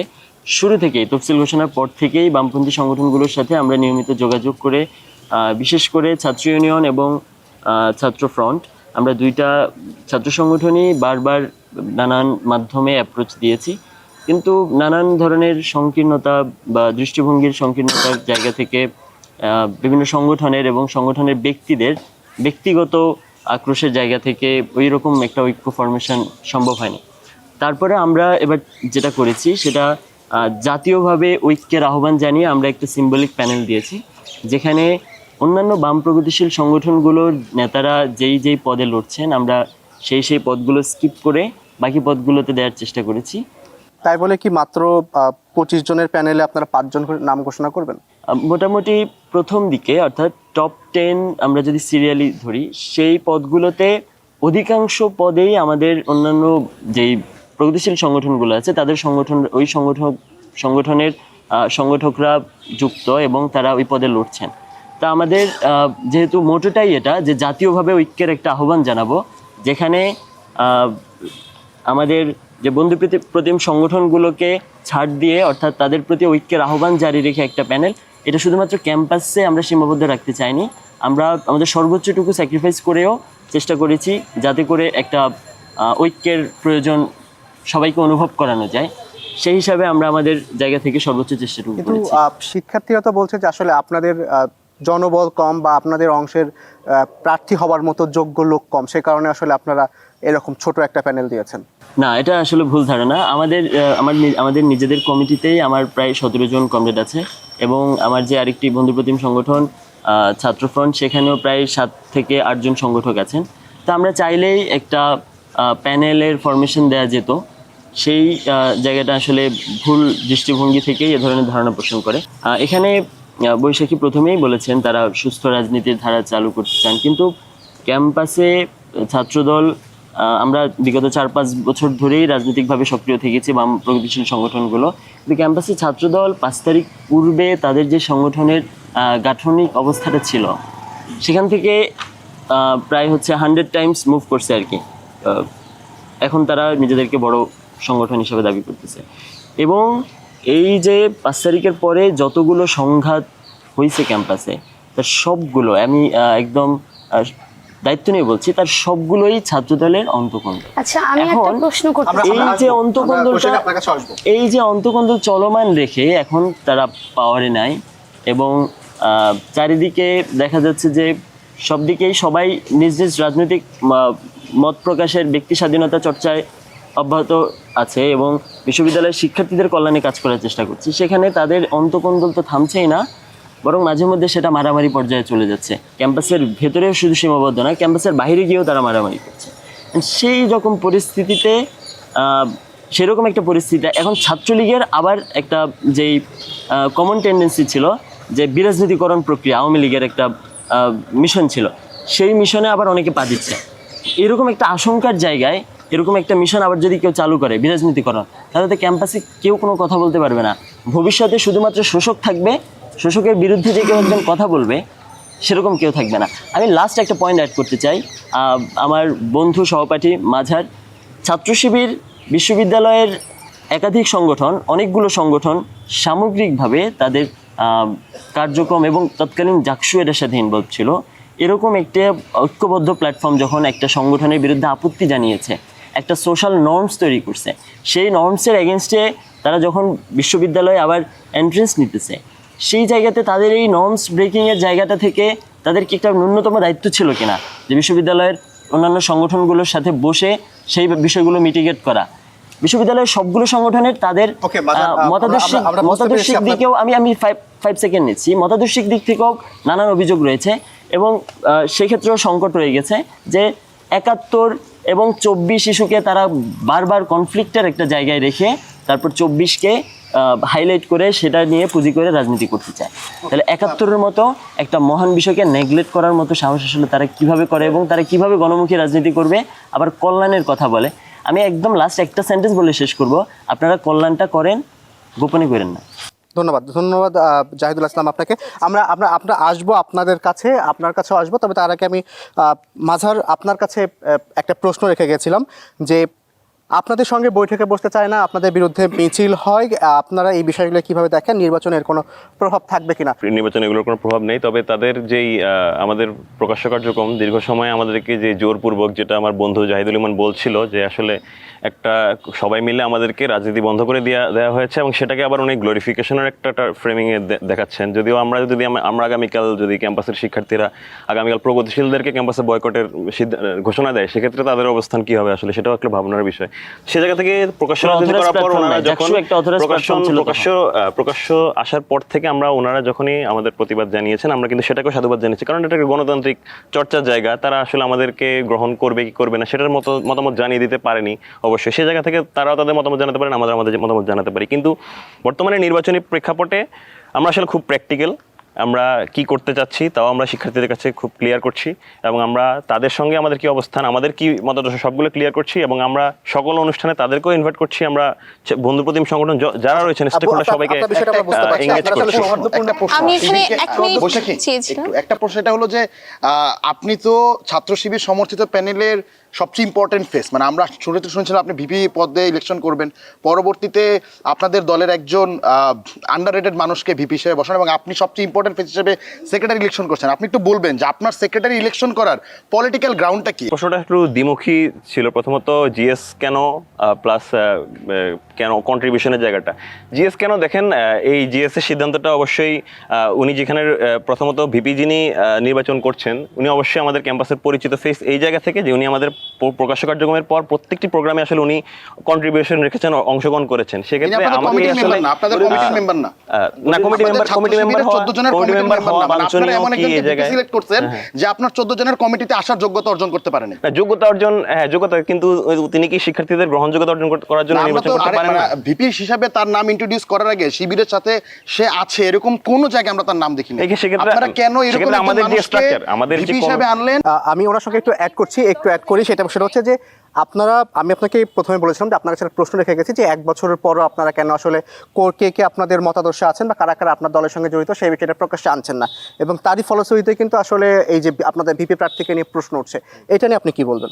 প্রথমত আমাদের যেই স্ট্রাকচার, সেই স্ট্রাকচার অনুযায়ী সিএমআর কিছু জায়গায় টাচ করে গিয়েছেন যে স্ট্রাকচারের জায়গা অনুযায়ী আমাদের যেই ছোট কমিটি হয় এবং ছোট কমিটির জায়গাগুলোতে আমাদের একটা স্ট্রাকচার রয়েছে, মানোন্নয়ন প্রক্রিয়া রয়েছে। সেই মানোন্নয়ন প্রক্রিয়া অনুযায়ী আমরা আসলে এই কমিটির এই পর্যায়গুলোতে নিয়ে আসি আর কি। সেই পর্যায়গুলো থেকেই আমাদের স্ট্রাকচার হয় এবং আমাদের কমিটিতে আসলে যে সহসভাপতি 100 জন, সহসভাপতি 100 জন, যুগ্ম আহ্বায়ক, এই জায়গার যে আসলে একজন সহসভাপতির আন্ডারে একজন যুগ্ম সহসভাপতির আন্ডারে বাকিরা সবাই সহসভাপতি থাকবেন, এইরকম কালচার আসলে আমাদের নেই। তো আমাদের যে কালচার, সেই কালচার অনুযায়ী আমাদের এই এতটুকু স্ট্রাকচারই আসলে আমাদের জন্য কাজ করার ক্ষেত্রে অনেক বেশি ফ্লেক্সিবিলিটি দেয় এবং আমাদেরকে অনেক বেশি ওপেন মাইন্ডেড মানে শিক্ষার্থীদের কাছাকাছি যাওয়ার সুযোগ দেয়। কিন্তু সেই জায়গায় তাদের যেই ভিপি নিয়ে কনসার্ন, সেই ভিপি নিয়ে কনসার্নের জায়গাটা আমার মনে হয় না যে খুব বেশি ভালনারেবল এই জায়গায়, যে আসলে তার কন্ট্রিবিউশনটাকে মেজার করে আসলে তাকে ভিপি দিতে হবে কিংবা আমার কন্ট্রিবিউশন মেজার করে আমাকে জিএস এর দাঁড়াতে হবে। আর এই জায়গায় যদি আমার কন্ট্রিবিউশনের জায়গাটা আসি, আমি ক্যাম্পাসে যখন 2019 সাল থেকে বিশ্ববিদ্যালয়ের শিক্ষার্থী হই, শুরু থেকে আমি আমার যে তৎকালীন 19 সালে এসে আমরা যে আন্দোলন পেয়েছিলাম, তৎকালীন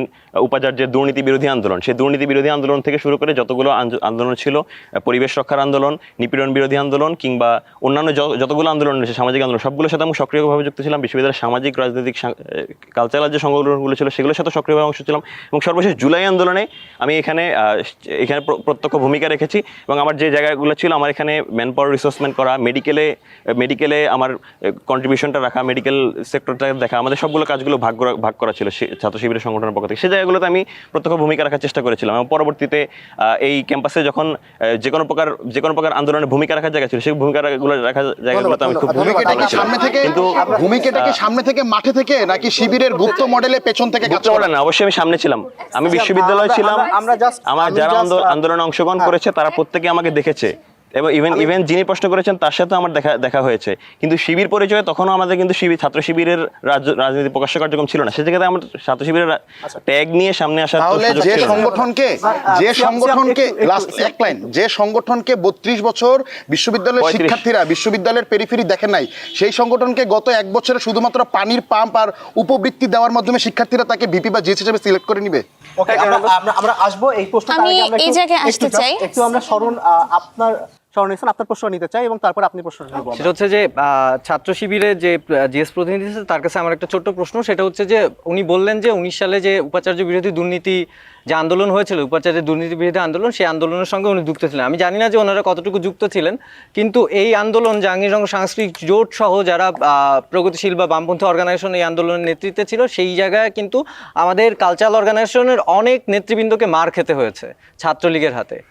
মানে আমি জানি না যে আসলে ছাত্র শিবিরের সংশ্লিষ্টতা কতটুকু ছিল, কিন্তু আমাদের অনেক সংগঠনের মানে সহযোদ্ধাকে শিবির বলে, গুপ্ত শিবির বলে মারা হয়েছে। তো সেই ক্ষেত্রে আসলে ছাত্র শিবির আসলে এই দায়টা নেবে কিনা যে তাদের যে গুপ্ত রাজনীতি তার ফলশ্রুতিতে আমরা কিংবা আমার সহযোদ্ধারা মার খেলো? তারা যে বলে তারা আসলে গুপ্ত মডেলে রাজনীতি করে না, তার মানে তারা বলছে তারা রাজনীতিতে যুক্ত ছিল, ম্যান রিসোর্স দিয়েছে, তার মানে এটা প্রমাণ হয় যে লাস্ট 35 বছর ধরে জাহাঙ্গীরনগর বিশ্ববিদ্যালয়ে ইসলামী ছাত্র শিবির গুপ্ত মডেলে রাজনীতি পরিচালনা করেছে। আচ্ছা, তাহলে না, মোট এটা বিষয়টা হচ্ছে প্রমাণিত হয় না। গুপ্ত রাজনীতি নিয়ে এটা আপনি প্রমাণিত যদি হয় না। একবার আমাদেরকে উত্তরটা যখন প্রকাশ্যে আমরা যদি আমার নিজেদের পরিচয়ে সামনে আসার যে জায়গাগুলো ছিল, সেই জায়গাগুলোতে তো আমাদেরকে পত্রে রুদ্ধ করে রাখা হয়েছিল। সেই জায়গা থেকে আসলে আমাদেরকে সরাসরি নির্যাতন করা হয়েছিল, আমাদের ভাইদেরকে শহীদ করা হয়েছিল, আমাদের কামরুল ভাইকে মারা হয়ে গেছিল, সরাসরি শহীদ করা হয়েছে। সেই জায়গায় আমাদের প্রায় অর্ধশতাধিক ভাইদেরকে বহিষ্কার করা হয়েছিল। সেই জায়গা থেকে সেটা একটা জায়গা ছিল যে জায়গা থেকে আমি আমার ছাত্র শিবির পরিচয়ে সামনে আসতে পারতাম না। কিন্তু এই বিশ্ববিদ্যালয়ের শিক্ষার্থী হিসেবে নিজের নৈতিক জায়গা থেকে কি আমি আসলে ক্যাম্পাসের কোনো কন্ট্রিবিউশন রাখতে পারবো না? সেই জায়গা থেকে আমার যে কন্ট্রিবিউশনগুলো ছিল, একই সাথে শরণ ভাইয়ের আনসারটা এখানে অ্যালাই করবে যে আমি আমার নিজের শিক্ষার্থী পরিচয়ে যে আন্দোলনের যে নৈতিক জায়গাটা, আমার নিজের যে আসলে মূল্যবোধ, সেই মূল্যবোধের জায়গা থেকে যে আন্দোলনগুলোতে অংশগ্রহণ করেছিলাম, সেই আন্দোলনগুলোতে তো আমার কোনো প্রকার- আমি অবশ্যই শিক্ষার্থী হিসেবে করেছি, কারণ তখন ছাত্র শিবিরের সেই রাজনীতির জায়গাগুলো ছিল না, প্রকাশ্য রাজনীতির জায়গা ছিল না। কিন্তু আমাদের যদি একটা দাবির সঙ্গে, শিক্ষার্থীদের ন্যায্য দাবির সঙ্গে অ্যালাই করে, সেই জায়গায় কি আমি আমার নিজের পরিচয় আমি আসতে পারবো না? অবশ্যই আসতে পারবো, কিন্তু সেই জায়গায় কি আমাকে ছাত্র শিবিরের প্রতিটা শিক্ষার্থীর সেই রাইটটা আছে যে আন্দোলনে, ন্যায্য আন্দোলনে যুক্ত হওয়ার। কিন্তু আমি যেটা বলতে চাইলাম যে আমাদের কালচারাল অর্গানাইজেশন অনেক সহযোদ্ধা মার খেয়েছে মানে ছাত্রলীগের হাতে, কিন্তু সেইখানে শিবিরের কেউ ছিল না। তাহলে কি আমি ধরে নিব যে ছাত্রলীগের যারা মেরেছে তারাও কি গুপ্ত শিবির? যারা আমাদেরকে মারলো, শিবির বলে আমাদেরকে মারলো, কিন্তু শিবিরের কেউ মার খেলো না। একটা ফ্যাকচুয়াল কোশ্চেন করি, জুলাই গণঅভ্যুত্থানের ইমিডিয়েট আগের যে ঘটনাটা, ধর্ষণ বিরোধী আন্দোলন জাহাঙ্গীরনগর বিশ্ববিদ্যালয়ে, আমি নিজে টানা 43 দিন আন্দোলন করেছি। আমার সহযোদ্ধা হিসেবে এখানে ইমন ভাই আছে, আর অনেকেই এই বিশ্ববিদ্যালয়ে আমরা আন্দোলন করেছি। আমার এমনও দিন গিয়েছে যে আমরা 2 থেকে 3 জন মিলে রেজিস্টার বিল্ডিং আটকে বন্ধ করে রেখেছিলাম প্রক্টর ফিরোজ, সাবেক প্রক্টর ফিরোজ এবং জনির বিরুদ্ধে আন্দোলনের। সেই জায়গাতে আপনি মাজারুল ইসলাম, যিনি শিবিরের তখনও পর্যন্ত সদস্য বা সাথী ছিলেন, কিন্তু না, সেক্ষেত্রে না, গুপ্ত আমাকে ফ্রেমিং করতে পারবেন না। সেক্ষেত্রে আমাদের তো কার্যক্রম প্রকাশিত ছিল না। ফ্যাসিবাদ বিরোধী মনন ছিল, আপনার তো ফ্যাসিবাদ বিরোধী মনন ছিল, সেটা বলতে পারেন। কিন্তু আমাকে বিরোধী মননে সেই 43 দিনের কোন দিন আপনি আসলে আন্দোলনে যুক্ত হয়েছিলেন? আপনাকে একদিনও দেখিনি। একটা আন্দোলন দিয়ে আমাকে বাকি অংশের কন্ট্রিবিউশনটাকে ফ্রেমিং করা আমার মনে হয় না যুক্তিযুক্ত। আমরা পরিবেশবাদী আন্দোলন করেছি, সব জায়গায় আমি ছিলাম। আইবিআর বিল্ডিং এর ভবনের বিরুদ্ধে আন্দোলন করেছি, আমরা চারুকলার সেই জায়গায় আমি অবশ্যই আপনাকে আমরা কোথাও দেখি না। এবং এই অভ্যুত্থানে জাহাঙ্গীরনগর বিশ্ববিদ্যালয়ে সম্মুখ সারিতে আমরা অনেক ছাত্রলীগদেরকেও আমরা 15-16 তারিখে পদত্যাগ করে এসে সম্মুখ সারিতে আন্দোলন করতে দেখেছি। কিন্তু আপনি শিবিরের জিএস ক্যান্ডিডেট, আপনার এই জাহাঙ্গীরনগর বিশ্ববিদ্যালয়ে গণঅভ্যুত্থানের প্রকাশ্য ভূমিকাটা, আপনি আমাকে গণঅভ্যুত্থানে দেখেননি? আপনি জিএস ক্যান্ডিডেট, আমি আপনাকে বলছি আপনি সদস্য হিসেবে দাঁড়ান নাই, আপনি জাহাঙ্গীরনগর বিশ্ববিদ্যালয়ে সদস্য হিসেবে দাঁড়ান নাই, আপনি জাহাঙ্গীরনগর বিশ্ববিদ্যালয়ের 12,000 শিক্ষার্থীর ম্যান্ডেট নিয়ে জিএস হতে চান। সেই জিএস এর ভূমিকাটা কোথায়? সদস্য হিসেবে একজনের ভূমিকা আন্দোলনের পেছনের সাথে থাকা এবং সেই আন্দোলনে এসে স্লোগান গলা মেলানো, কিন্তু আপনি জিএস হতে চাচ্ছেন। তার মানে আপনার একটা পলিটিক্যাল গ্রাউন্ড আছে, একটা বেসমেন্ট আছে। সেই বেসমেন্টটা কি? সেই বেসমেন্টটা তো আমি তো সরাসরি ওই আন্দোলনে যুক্ত ছিলাম, আমি এখানে মিছিলে যুক্ত হয়েছি। এরপরে আমাদের দায়িত্বগুলো আমাদেরকে একদম আলাদা করে দেওয়া হয়েছিল। আমার দায়িত্ব ছিল এখানে আমাদের যারা ম্যান পাওয়ার রয়েছেন, সেই ম্যান পাওয়ারগুলোকে ডিস্ট্রিবিউট করা, কে কোন লোকেশনে যাবে সেই জায়গাগুলো করা, ইভেন সমন্বয়কদের আসলে যে অ্যাকোমোডেশনের জায়গাগুলো, সেই অ্যাকোমোডেশনের জায়গাগুলো করা। এবং আমার উল্লেখযোগ্য একটা দায়িত্ব ছিল, যারা এই ক্যাম্পাসে আহত হয়েছিল সেই আহতদেরকে মেডিকেল ট্রিটমেন্টের যে সম্পূর্ণ যে রেসপন্সিবিলিটি, সেই রেসপন্সিবিলিটির জায়গাটা আমি ছিলাম। সবার জায়গাগুলো আসলে আলাদা আলাদা জায়গায় থাকে, সেই জায়গা থেকে আমার কন্ট্রিবিউশন রেসপন্সিবিলিটির জায়গাটা আলাদা ছিল। আপনার কাছে যাব, আপনি একটি প্রশ্ন করতে যাচ্ছিলেন। আচ্ছা, প্রশ্ন নয়, এটা উত্তর ছিল। সেটা হচ্ছে তৌহিদ সিয়াম একটা কথা বলছিলেন যে আমরা যারা স্বতন্ত্র দাঁড়িয়েছি, আমরা আসলে কার পারপাস সার্ভ করছি, বা আমরা ঠিক পলিটিক্যালি গ্রুমড হইনি, এবং সম্পূরকভাবে আসলে কথা থেকে চলে আসছে যে তাহলে আমরা কি আদৌ, মানে অ্যাটলিস্ট আমি যদি আমার কথা বলি, আমি কি আদৌ জিএস ক্যান্ডিডেট হিসেবে এখানে প্রতিদ্বন্দ্বিতা করার যোগ্যতা রাখি? সেই জায়গা থেকে বলতে চাই, যেটা বলছিলাম যে দেখুন, আমি রাজনৈতিক প্যানেলের সাথে অ্যালাইন করার সিদ্ধান্ত নিয়েছি, পরে আবার সরে এসেছি। অর্থাৎ আমার কাছে রাজনৈতিক পরিচয় না, শিক্ষার্থীদের স্বার্থটা সবার আগে। সেই জায়গা থেকে জুলাই গণ অভ্যুত্থানে আমি দেখেছি যে সাধারণ শিক্ষার্থীদের যখন প্রয়োজন ছিল, সাধারণ মানুষকে যখন প্রয়োজন ছিল, তখন তাদেরকে সম্মুখ সারিতে নিয়ে আসা হয়েছে, তারা কন্ট্রিবিউশন করেছে। কিন্তু অভ্যুত্থানের শেষে রাজনৈতিক দলগুলো সাধারণ শিক্ষার্থীদের প্রতি ন্যূনতম যে কৃতজ্ঞতা বোধ বা তাদের যে স্টেক, সেটা সম্পূর্ণ ভুলে গেছে। এই জাহাঙ্গীরনগরে ভিসির বাসায় যেদিন আমরা আটকা পড়েছিলাম, সেদিন যে লাইভের মাধ্যমে সাধারণ শিক্ষার্থীরা লীগের ভয় উপেক্ষা করে রাস্তায় নেমে এসেছিল, অভ্যুত্থানের পরে দেখলাম ডকুমেন্টারি হোক, যে কোনো জায়গা হোক, শুধুমাত্র রাজনৈতিক ব্যক্তিরাই জায়গা পাচ্ছেন। সাধারণ শিক্ষার্থী হিসেবে যে কন্ট্রিবিউশন যত মানুষ করেছে তাদের নাম স্রেফ মুছে গেছে।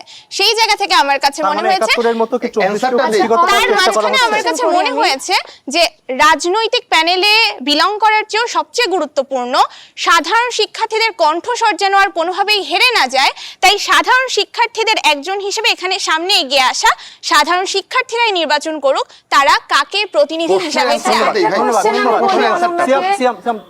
আমার একটা কোশ্চেন আছে। আচ্ছা, আমি বৈশাখীর কাছে আসবো, আপনি এক দুটো প্রশ্ন করবেন। আপনি জাহিদুল ইসলামকে করতে যাচ্ছেন অনেকক্ষণ ধরে এবং এখন অনন্যাকে আমি করবেন। একটা প্রশ্নের অ্যান্সারটা দিই অনন্যা ফারিয়ার প্রশ্নের অ্যান্সারটা হলো, তিনি বলছে অভ্যুত্থানের পর সবকিছু পলিটিসাইজ করা হয়েছে, অভ্যুত্থানের পর পলিটিক্যাল গোষ্ঠীরা সবকিছু করেছে।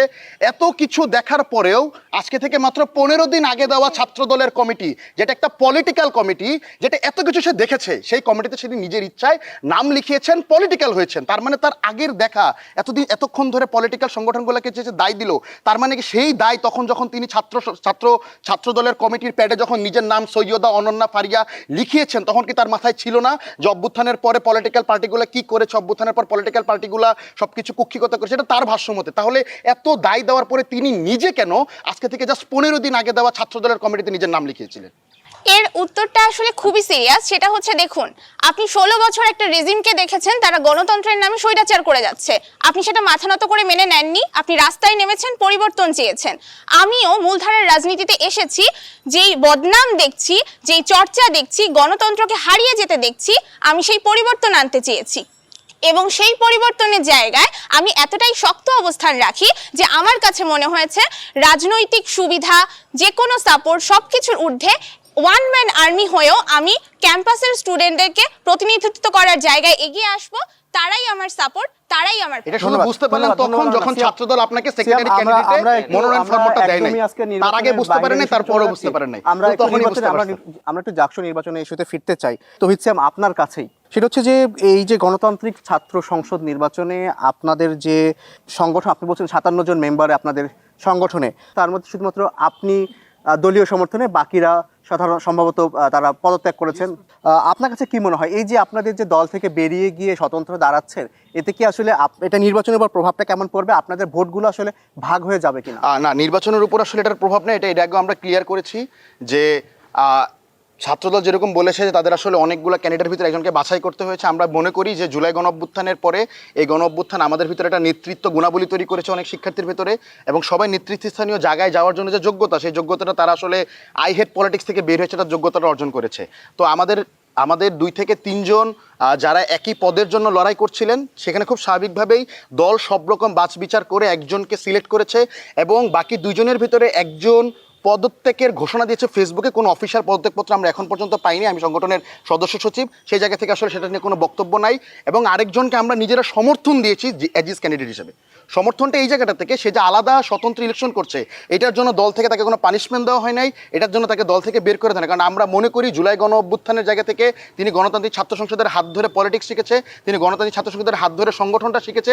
সেই জায়গা থেকে যদি তারও জয় হয়, সে যদি আলাদাভাবে জয় লাভ করে, এটা আসলে গণতান্ত্রিক ছাত্র সংসদের সেই ক্রেডিটের জায়গাটা তারা আসলে আমরা ওই জায়গাটাতে আমরা তাকে পাঠিয়েছি। ধন্যবাদ সিয়াম, আমি অনেকক্ষণ ধরে অ্যাড অন করতে চাই বিষয়টার সাথে। আমার কাছে মনে হয় যে এটা যদি সত্যি সিয়াম যেভাবে বলছে এরকম হলে আমরাই সবচেয়ে বেশি খুশি হতাম। আসলে দীর্ঘদিন আমরা অনেক কথা চেপে গেছি যে এত বড় একটা গণ অভ্যুত্থানের পরে যেখানে আমাদের বিপ্লবের সুযোগ ছিল, সেই বিপ্লবটা আসলে কিভাবে ব্যাহত হলো। আমাদের অনেক কথা বলার ছিল, কিন্তু জাতীয় স্বার্থে, বৃহত্তর স্বার্থে, গ্রেটার ভালোর জন্য আমরা কখনো এই বিষয়গুলো সামনে আনিনি।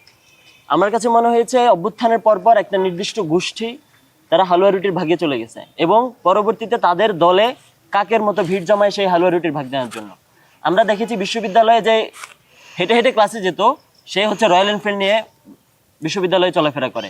আমরা দেখেছি যে রিক্সা দিয়ে চলাচল করতো, সে 4 লাখ 3 লাখ টাকা দামের গাড়ি নিয়ে চলাফেরা করে। স্পেসিফিক্যালি বলবেন যে তারা কি কোনো দলের সঙ্গে সম্পৃক্ত কিনা, সেটা যদি ছাত্রদল হয় বা সেটা যদি বাকসাস হয়, সেটা শিবির হয়, আমি এটা ব্যক্তিগত আক্রমণ বা কিংবা হচ্ছে কোনো সাংগঠনিক আক্রমণে যাব না।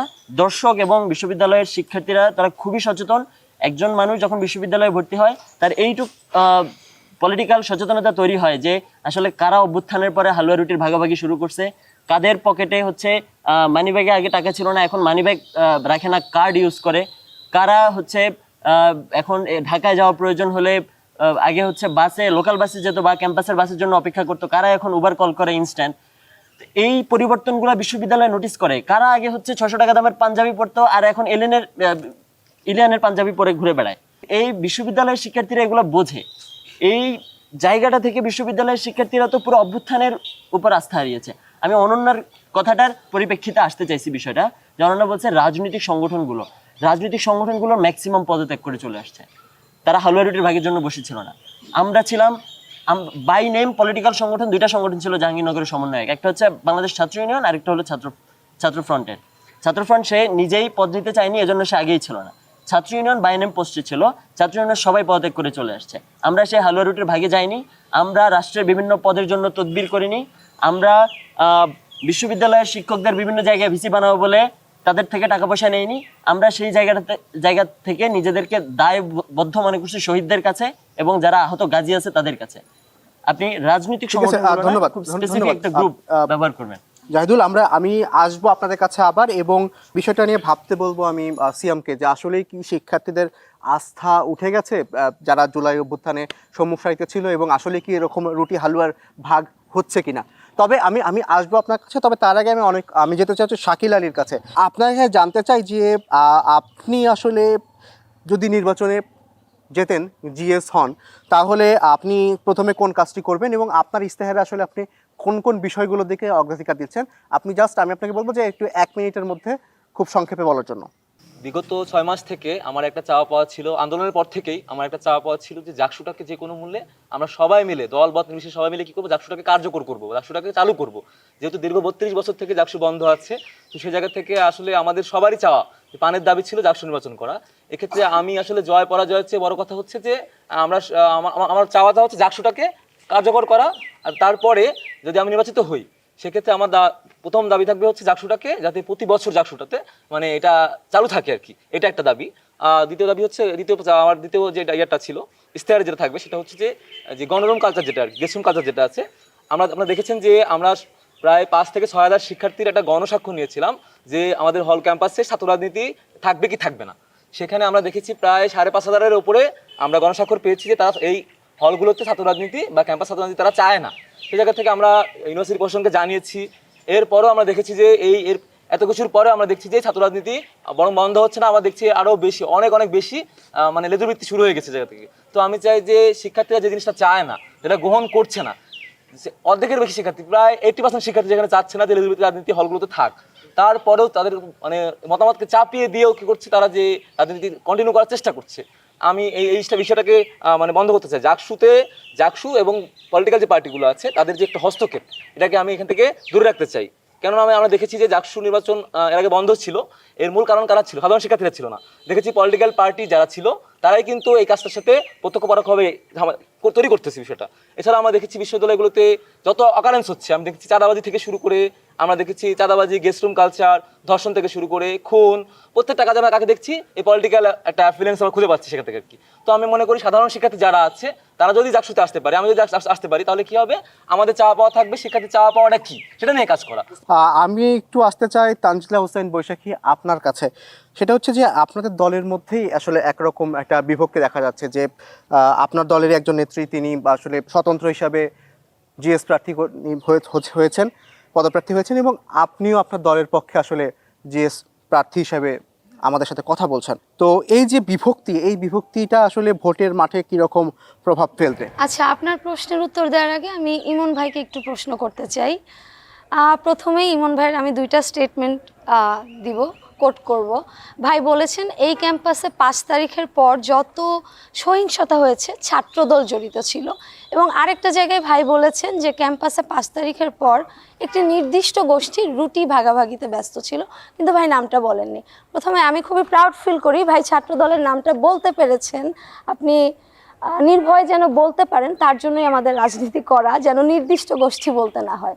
এবং আমার প্রশ্নটা হচ্ছে আপনার কাছে যে ভাই আপনার দলেরই একজন নেত্রী, আমার ছোট বোন, আমাদের ছোট বোন, তাকে এই জাহাঙ্গীরনগর ক্যাম্পাসে মব সৃষ্টি করে হেনস্থা করা হয়, সেটা কারা করেছিল এবং তার পাশে কে দাঁড়িয়েছিল, এটাই। আর আপনার যে প্রশ্নটা যে অনন্যা আলাদাভাবে দাঁড়িয়েছেন, I am very proud of her, because আমি কখনোই চাইনি যে এই জাহাঙ্গীরনগরের মতো ক্যাম্পাসে যেখানে নারীরা এত এম্পাওয়ার্ড, সেখানে ভিপি জিএস পদে মাত্র একজন নারী থাকবে। সো অনন্যা যে সাহসিকতাটা দেখিয়েছে, আমি তার প্রশংসা করি।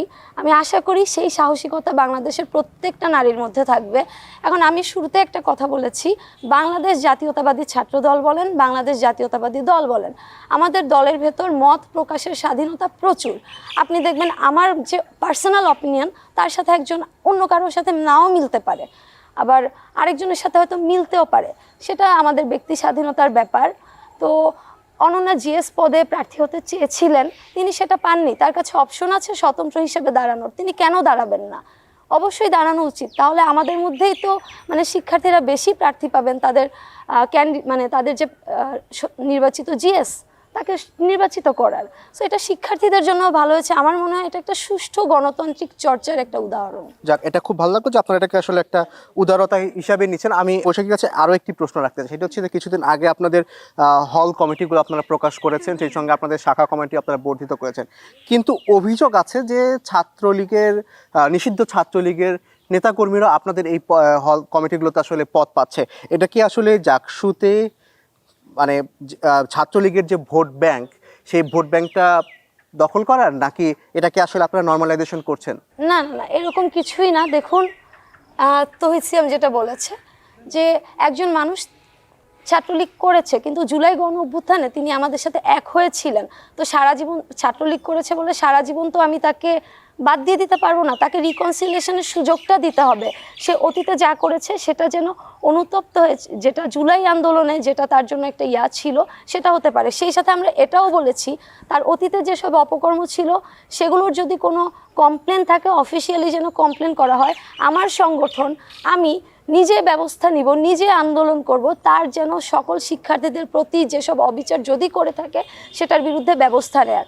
তবে জুলাই আন্দোলনে যাদের স্টেক ছিল, যারা আমাদের সাথে একসাথে লড়েছে, শুধুমাত্র ছাত্রলীগ বলে আমি বাদ দিব না। তো এই প্রসঙ্গ ধরে আমি একটা কথা বলতে চাই যে জাতীয়তাবাদী ছাত্র দল এরা ছাত্রলীগের মধ্যে ছাত্রলীগ সে যে লুকিয়ে থাকেনি, তারা ছাত্র দল হয়ে রাজনীতি করেছে। তারা কেউ যখন দল পরিবর্তন করতে চেয়েছে তাকে স্বাগত জানিয়েছে এবং তার গণতান্ত্রিক চর্চাটা, তার গণতান্ত্রিক অধিকারটা চর্চা করার একটা সুযোগ করে আপনাকে একটু দিয়েছে। আমি জায়গায় প্রশ্ন করি একটা, সেটা হচ্ছে যে আপনারা বলছেন যে আপনারা যারা সেই সময় ছাত্রলীগের কর্মী যারা আসলে জুলাইয়ের পক্ষে ছিল তাদেরকে আপনারা আপনাদের দলে জায়গা দিচ্ছেন, আমি যদি ভুল না করি। এবং যাদের আচ্ছা, বিরুদ্ধে হ্যাঁ, কোনো অভিযোগ ছিল কোনো না, অভিযোগ নেই। এখনো সুযোগ আছে তাদের বিরুদ্ধে অভিযোগটা করার। কিন্তু আপনার যারা মাদার অর্গানাইজেশন বা ছাত্র দলের কেন্দ্রীয় সংগঠন কিংবা আপনার হচ্ছে জাতীয়তাবাদী দল বিএনপি, হ্যাঁ, তারা সেই দলের পক্ষ থেকে তো বলা হচ্ছে যে আসলে আওয়ামী লীগকে আসলে পুনর্বাসন করার কোনো সুযোগই নেই, পুনর্বাসনের সুযোগ নেই। এবং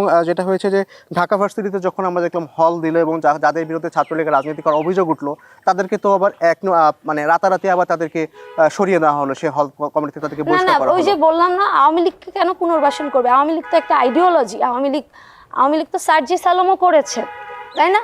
তো তাকে কি আমরা পুনর্বাসন করব না? জুলাই আন্দোলনে তার যে অভ্যুত্থান ছিল, বাট আওয়ামী লীগ একটা আইডিওলজি। ঢাকা ভার্সিটির যে এক্সাম্পলটা দিলেন, আমাদের ক্ষেত্রেও সেম। কমিটি দেওয়ার পর তাদের বিরুদ্ধে অভিযোগ এসেছে, দল সেটা নিজেরা খতিয়ে দেখেছে এবং প্রমাণ পেয়েছে, বহিষ্কার করে দিয়েছে। তার ছাত্র দলে থাকার সুযোগ নেই। এই জাহাঙ্গীরনগর বিশ্ববিদ্যালয়ের কমিটিতেও একই রকম। যদি তার বিরুদ্ধে অভিযোগ করা হয়, তিনি যদি শিক্ষার্থীদের অধিকার হরণ করে থাকে, আওয়ামী লীগের যে আইডিওলজি, সেটা আওয়ামী লীগের যে গণরুম গেস্ট রুম কালচার, সেখানে তার কন্ট্রিবিউশন থাকলে তাকেও বহিষ্কার করা হবে। আমি এই শিক্ষার্থীদের কাছে অনুরোধ করব, আহ্বান জানাবো, আমাদের দলের কারো বিরুদ্ধে যদি আপনাদের অভিযোগ থাকে আপনারা সেটা নিয়ে এগিয়ে আসুন, আমরা যেন সেটা মানে আমরা যেন সেটা সুযোগ পাই দেখার। ধন্যবাদ। এই অভিযোগগুলো কেন আসলে কোনো একটা মাঝার। হত্যাকাণ্ড ঘটনার পরে বহিষ্কার করা হয় এবং কেন ছাত্রলীগ প্রমাণ পাওয়ার পরে আসলে কেন এই বহিষ্কারগুলো করা হয়? আপনারা এর আগে কেন এই সাংগঠনিক ব্যবস্থাগুলো আপনাদের ফিল্টারে নেই? আচ্ছা, আমি আপনার উত্তরটা নেব, তার এই আগে প্রশ্নটা আমি রেখে গেলাম। জাহিদুল ইসলাম আমি আপনার প্রশ্নটা নিতে চাই। আমি প্রশ্ন বলতে আমি অ্যান্সারটা দিতে চাই। আমাকে বলেছে যে আসলে একটা ভালো জিনিস হচ্ছে বৈশাখী ডিনাই করেনি যে তারা সংঘর্ষ করছে। আমার এখানে আমি এটা ভুল শব্দ ব্যবহার করেছি। আসলে আমি সঠিকভাবে যদি বলি, বিষয়টা হচ্ছে সংঘর্ষ। আপনার সংঘর্ষ একমাত্র বাংলাদেশ জাতীয়তাবাদী ছাত্রদল করছে। এটা হচ্ছে কি প্রকাশ্য দিবালোকে করছেন, আবার রাতের আধারেও করছেন, সেগুলোরও ফুটেজ আছে। মূল প্রশ্নটা করবেন শুধু। সেগুলোরও ফুটেজ আছে। আর যেটা নাম মেনশন করিনি আমি, সেগুলো হচ্ছে আর্থিক কেলেঙ্কারি। আর্থিক কেলেঙ্কারি আপনারা জানেন, এটা ছোঁয়া যায় না, অনুভব করা যায়, দেখা যায় না, এরকম আর কি। আর্থিক কেলেঙ্কারির ইস্যুটা মোটামুটি জাতীয়ভাবে সমাদৃত হয়ে গেছে, এটা স্ট্যাবলিশড আর কি। সেরকম জায়গা থেকে সেটা নাম নেওয়ার প্রয়োজন বলে আমার মনে হচ্ছে না, তারপরে আপনি নাম যেটা আমার কাছে প্রুফ নেই। আর পাশাপাশি যেটা বলছেন যে অভিযুক্ত, বেবি 3 থেকে 4 দিন আগে একটা রিপোর্ট হয়েছে যে সন্ত্রাসী, খুনি, নারী নিপীড়নকারী, মাদকাসক্ত, মোটামুটি সব ক্যাটাগরির সন্ত্রাস আছে আপনাদের ভিতরে। এটা নিউজ হয়েছে জাতীয় দৈনিকে। আপনি তারপরেও কি অভিযোগের জন্য অপেক্ষা করতেছেন? এই তো 3-4 দিন আগে তো অভিযোগটা হয়েছে, এখন সেটা নিয়েই আমাদের চলছে। আমি একটু শরণ এহসান আপনার কাছে আরেকবার আসতে চাই। আসলে আপনার সঙ্গে আমি খুব বেশি কথা বলার সুযোগ পাচ্ছি না, কারণ এই দিকটাতে আমরা বেশ ব্যস্ত হয়ে যাচ্ছি। এবার জাকসুর বাহিরে আমরা চলে যাচ্ছি। আপনাদের যে প্যানেল, 25 জনের প্যানেল, এবং সেখানে 11 জন আমরা দেখেছি যে নারী ও ক্ষুদ্র নৃগোষ্ঠীর প্রতিনিধি আছে প্রার্থী হিসেবে। তো আসলে কিন্তু তারা তো আসলে আপনাদের ভিপি বা জিএস পদের দিকে, মানে আপনারা এত সংখ্যক প্রার্থী দিয়েছেন, কিন্তু যে উপরের দিকে বা বড় যে পদগুলো সব, মানে যেগুলোতে সে নারী পুরুষ সকলেই অংশগ্রহণ করতে পারে, এই রকম পদগুলোতে তাদের অংশগ্রহণ নেই কেন? ধন্যবাদ, খুবই গুরুত্বপূর্ণ প্রশ্ন করেছেন আপনি। আমি মনে করি যে আমার সাথে অন্যান্য প্যানেলে যারা আছে তাদেরকেও আপনি একই প্রশ্ন করবেন যে তাদের প্যানেলে কেন আদিবাসী নেই। আমি মনে করি সেই প্রশ্নটা আপনি করবেন। তো আমি এটার উত্তর দিই, সেটা হচ্ছে যে সংক্ষেপে উত্তর দিই যে সেটা হচ্ছে যে আমাদের প্যানেলে 11 জন নারী সদস্য রয়েছে, 7 জন আদিবাসী, যাদের মধ্যে 2 জন সমতলের আদিবাসী এবং 5 জন পাহাড়ের আদিবাসী। তো আমাদের বিশ্ববিদ্যালয়ে অনেক দিন যাবতই আদিবাসীরা পড়াশোনা করছে, কিন্তু তাদের রাইটস নিয়ে কিংবা তাদের বিশ্ববিদ্যালয়ের মানে সহাবস্থান নিয়ে কখনো তেমন কোনো সংগঠন কথা বলে নাই। প্রোগ্রেসিভ কিংবা কালচারাল অর্গানাইজেশন কিংবা বামপন্থীরা কখনো কোনো কথা বললেও, পাশে দাঁড়ালেও অন্যদেরকে আমরা কখনো দেখিনি আসলে পাশে দাঁড়াতে। 5 আগস্ট পরবর্তী সময়ে গত জানুয়ারি ফেব্রুয়ারির দিকে যখন হচ্ছে খাগড়াছড়িতে পাহাড়ি আদিবাসীদের বাড়িতে আগুন দেওয়া হয়, সেই সময়ে আমাদের বিশ্ববিদ্যালয়ে আদিবাসীরা একটি মশাল মিছিল করে। সেই মশাল মিছিলের ভিডিও যখন ফেসবুকে আপলোড করা হয়, সেখানে অসংখ্য মানুষ এসে, অসংখ্য বলতে তারা অসংখ্য আলবার্টো রাইডি এসে বাজেভাবে গালিগালাজ করেছে বা নারী আদিবাসীদেরকে রেপ করার মতো থ্রেট দিয়েছে। শুধু আলবার্টোর না, অনেক রিয়েল আইডি থেকে ওই ধরনের কমেন্টস করা হয়েছে। সেই বিষয়ে বিশ্ববিদ্যালয়ের প্রশাসন কোনো মানে ব্যবস্থাই নেয়নি। আমরা যারা সাংস্কৃতিক সংগঠন করি তারা নানান সময় জানিয়েছি, অনেক রাজনৈতিক দল থেকেও আশা করি যে তারা জানিয়েছিল, আমি জানি না তারা জানিয়েছে কিনা, কিন্তু বিশ্ববিদ্যালয় প্রশাসন কখনো ব্যবস্থা নেয়নি। এই যে আদিবাসীদেরকে সবসময় নানানভাবে পিছিয়ে রাখার যে চেষ্টা, বাংলাদেশে বাঙালি ছাড়াও প্রায় 50টা জাতিগোষ্ঠীর মানুষ বাস করে। তো এই জাতিগোষ্ঠীদেরকে আপনি কখনো পিছিয়ে রেখে, এদেরকে আলাদা করে আইসোলেটেড রেখে আপনি কি একটা বৈচিত্র্যময় সম্প্রীতির বাংলাদেশ গড়তে পারবেন? আপনি যে আধুনিক কিংবা মানে সমৃদ্ধ বাংলাদেশ গড়তে যাচ্ছেন, সেটা কি আসলে পারবেন না। জাহাঙ্গীরনগরেও ঠিক তেমনিভাবে 24টা জাতিগোষ্ঠীর মানুষ পড়াশোনা করে, শিক্ষার্থীরা পড়াশোনা করে। তো এইখানে আপনি শুধুমাত্র আমরা চেয়েছি যেন আমাদের এই জাকসু প্যানেলের ভেতর দিয়ে আদিবাসীরা সামনে এগিয়ে আসতে পারে। তো কিন্তু আমি বলতে চাই যে অন্যান্য যে একই প্রশ্নটি নিশ্চয়ই করবেন যে তারা কেন আসলে আদিবাসীদেরকে নেয়নি কিংবা এই প্রশ্নটা। আরেকটা প্রশ্ন, আপনি যে প্রথমে যেই প্রশ্নটা করেছিলেন, ওই শিবির বিরোধী ঐক্য কেন প্রগতিশীলদের মধ্যে করা সম্ভব হলো না, আমি মনে করি যে আমার প্যানেলে যারা আছে সংস্কৃতি কর্মীর সংখ্যায় বেশি, এর পাশাপাশি কিছু বামপন্থী অর্গানাইজেশনও আছে এবং একেবারে জেনারেল স্টুডেন্টও আছে বিভিন্ন অনুষদের। তো আমি মনে করি যে আমাদের যে প্যানেলটা, এই প্যানেলের মধ্য দিয়ে আসলে কিংবা অন্য যে সকল সাধারণ শিক্ষার্থীরা রয়েছে, প্রগতিশীল শিক্ষার্থীরা রয়েছে, সকলের মধ্য দিয়ে আসলে শিবির বিরোধী ঐক্য আসলে থাকবে জাহাঙ্গীরনগরে বলে আমি মনে করি। অনেক ধন্যবাদ শরণ এহসান আপনাকে। আমাদের হাতে আজকে সময় একদমই নেই, যদি সময় থাকতো তবে নিশ্চয়ই আমি প্রশ্নগুলো করতাম। তবে শেষ করার আগে আমি আপনাদের সবার কাছে 30 সেকেন্ড করে জানতে চাই যে আসলে নির্বাচিত হলে আসলে আপনারা কি করবেন। একদম সবার শেষে থাকা শাকিল, আপনাকে দিয়ে শুরু করতে চাই। আচ্ছা, আমি যদি নির্বাচিত হই তাহলে যেটা করব হচ্ছে আমার সাথে শিক্ষার্থীদের চাওয়া পাওয়া, যেটা আর কি শিক্ষার্থীদের চাওয়া পাওয়ার একটা যে ঐক্যতান সৃষ্টি করব, এটা হচ্ছে আমার মূল কাজ, চাওয়া পাওয়া। শিক্ষার্থীদের চাওয়া পাওয়াটা আর আমার ইশতেহারটাকে আমি এক জায়গায় করে ফেলবো ইনশাল্লাহ, এটি করছি। ধন্যবাদ। সিয়াম। আমরা মনে করি যে জাহাঙ্গীরনগর বিশ্ববিদ্যালয়ের মূলত যে প্রবলেমটা, সেই প্রবলেমটা হইল শিক্ষক শিক্ষার্থীদের পাওয়ার ডাইনামিক্সটার প্রচণ্ড ফারাক আছে। আমরা অন্য সকল ধরনের কাজ, সেটা ক্যাফেটেরিয়া ঠিকঠাক করা, সেটা খাবার মান উন্নয়ন করা, সেটা জাহাঙ্গীরনগর বিশ্ববিদ্যালয়ের ট্রান্সপোর্টেশন সমস্যা ঠিক করা, সেটা জাহাঙ্গীরনগর বিশ্ববিদ্যালয়ের অন ক্যাম্পাস যে জব সেটা তৈরি করা, কিন্তু এর বাইরে এগুলোর বটম লাইন শিক্ষক এবং শিক্ষার্থীদের যে ক্ষমতা, সেই ক্ষমতার ভারসাম্যটা আমরা তৈরি করার পেছনে আমরা সম্মিলিতভাবে কাজ করব। ধন্যবাদ আপনাকে। শরণ। আমি মনে করি যে বিশ্ববিদ্যালয়ে যে ক্ষুদ্র ক্ষুদ্র সমস্যার কথা অনেকেই বলছেন, সেই সমস্যাগুলোকে আমরা যদি একটু বড় পরিসরে দেখতে পারি তাহলে আসলে সমস্যাগুলো আর সমাধান করা অনেক সহজ হবে। আপনি যদি বলি যে আসলে বিশ্ববিদ্যালয়ের সেশন জট সংক্রান্ত কিংবা শিক্ষা ও গবেষণা সংক্রান্ত যে সংকটগুলো আছে সেগুলোকে আমরা একাডেমিক মাস্টার প্ল্যানের ভেতর দিয়ে একটা সমাধান কিংবা দীর্ঘমেয়াদী পরিকল্পনার দিকে যেতে চাই, ঠিক তেমনিভাবে আমাদের বিশ্ববিদ্যালয়ের যে স্ট্রাকচারাল প্রবলেমগুলো আছে, পরিবহন সমস্যা কিংবা রাস্তাঘাটে হাঁটা চলার সমস্যা কিংবা আমাদের যদি বলি যে খাদ্য সংকট, স্বাস্থ্য সংকট যে ঝুঁকিগুলো আছে, নিরাপত্তা ঝুঁকিগুলো আছে, এই ঝুঁকিগুলোকে আমরা স্ট্রাকচারাল মাস্টার প্ল্যানের ভেতর দিয়ে নিয়ে যেতে চাই। দীর্ঘমেয়াদে academic master plan, structural master plan বাস্তবায়নের মধ্য দিয়ে আমরা জাহাঙ্গীরনগরটাকে শিক্ষা ও গবেষণামূলক একটি আদর্শ জাহাঙ্গীরনগর হিসেবে প্রতিষ্ঠা করতে চাই। ধন্যবাদ। বৈশাখী? আমি মনে করি জাহাঙ্গীরনগর বিশ্ববিদ্যালয় ভিন্ন মতের তীর্থস্থান। আমি নির্বাচিত হলে দল, আদর্শ, ধর্ম, শ্রেণী, লিঙ্গ নির্বিশেষে প্রতিটি শিক্ষার্থীর কণ্ঠস্বর জায়গা মতো পৌঁছে দেব এবং তাদের প্রতিটি দাবি আদায় করে নিয়ে আসব। ধন্যবাদ। মাঝার? সমস্যা অনেকগুলো, এই ক্যাম্পাসে সমস্যা অনেকগুলো, প্রত্যেকটা সমস্যা আসলে দূর করার জায়গাটা রয়েছে, কিন্তু সেই জায়গাটার জন্য সবচেয়ে বেশি যে জিনিসটা দরকার, অনেকে অনেক কন্ট্রিবিউশন রাখে, অনেকে অনেক আন্দোলন করে, কিন্তু তার স্বচ্ছতার জায়গাটা ধরে রাখতে পারে না, তারা বিক্রি হয়ে যায়, তারা অর্থনৈতিক স্বচ্ছতার জায়গাটা রাখতে পারে না। আমরা এই ক্যাম্পাসে তাদের সেই স্বচ্ছতার জায়গাটা রেখে তাদের আস্থা অর্জন করতে চাই এবং দেখাতে চাই এই অর্থনৈতিক স্বচ্ছতা কিংবা বিক্রি না হওয়ার মানসিকতা শুধুমাত্র চেতনা নয়, এই প্র্যাকটিক্যাল মানসিকতা দিয়ে কিভাবে আসলে একটা ক্যাম্পাস পরিবর্তন করা যায়, আমরা সেই দিয়ে আসলে রূপ দেখাতে চাই। একদম ধন্যবাদ। অনন্যা? ক্যাম্পাসে আসলে অনেক রকম সংকট এবং এই জাকসুকে সামনে রেখে আমরা আসলে দেখছি যে আমাদের একদম বেসিক চাহিদাগুলোতে অনেক ফারাক, ওয়াশরুম আরও কত কিছু। আমার কাছে মনে হয় শিক্ষার্থীদের সব সংকটের মূলে আছে বিভিন্ন সিন্ডিকেট আর তার পেছনে থাকা শিক্ষাদস্যুরা।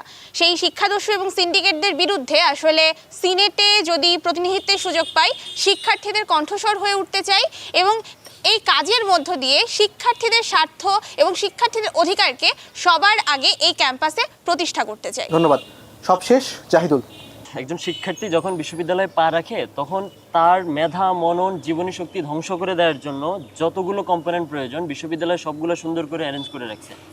আমরা মনে করি একবার জাকসুতে এগুলো দূর করা সম্ভব না, সেক্ষেত্রে জাকসুর কন্টিনিউয়েশন প্রয়োজন, অর্থাৎ বারবার জাকসু করার জন্য যা কিছু করতে হয় আমরা তাই করবো এবং নির্বাচিত হওয়ার পরে যাতে করে শিক্ষার্থীদের একদম পিওর মতামত দেওয়ার জন্য একটা অথরাইজ প্ল্যাটফর্ম তৈরি করা, যেখানে প্রত্যেকটা ইস্যুতে তারা তাদের মতামত রাখবে এবং জাকসুর যে বডিটা, নির্বাচিত প্যানেলটা, তারা সেভাবেই মুভ করবে এবং শিক্ষার্থীদের নির্বাচিত প্রতিনিধিদের অর্থনৈতিক স্বচ্ছতা এটা মূল বিষয়। মূলত তারা ডাইভার্ট হয়ে যায় অর্থনৈতিক বিভিন্ন কেলেঙ্কারির দিকে, এইটা বাঁচাইতে পারলে আসলে মূলত জাকসু কন্টিনিউটি করবে। ধন্যবাদ জাহিদুল। এত ব্যস্ততার মাঝেও আসলে আপনারা আমাদেরকে সময় দিয়েছেন, সেজন্য কৃতজ্ঞতা। দর্শক, একটি নির্বাচন কেবল একটি প্রতিযোগিতা নয়, বরং এটি আগামী দিনের পথ চলার প্রতিশ্রুতি। সেই প্রতিশ্রুতি কতটা আলোর মুখ দেখবে তা হয়তো সময় বলবে, তবে রায়টা দেবে শিক্ষার্থীরাই। এতক্ষণ আমাদের সঙ্গে থাকার জন্য বিশেষ ধন্যবাদ আপনাদেরকে। দর্শক, আমরা আবারও হাজির হব অন্য কোনো ক্যাম্পাস থেকে সেই ক্যাম্পাসের নির্বাচনের খবর নিয়ে, আলোচনা নিয়ে। সেই পর্যন্ত আমাদের সঙ্গে থাকুন, চোখ রাখুন প্রথমআলো.com/ভিডিও আর ফলো করুন প্রথম আলোর ফেসবুক পেজ এবং ইউটিউব চ্যানেল।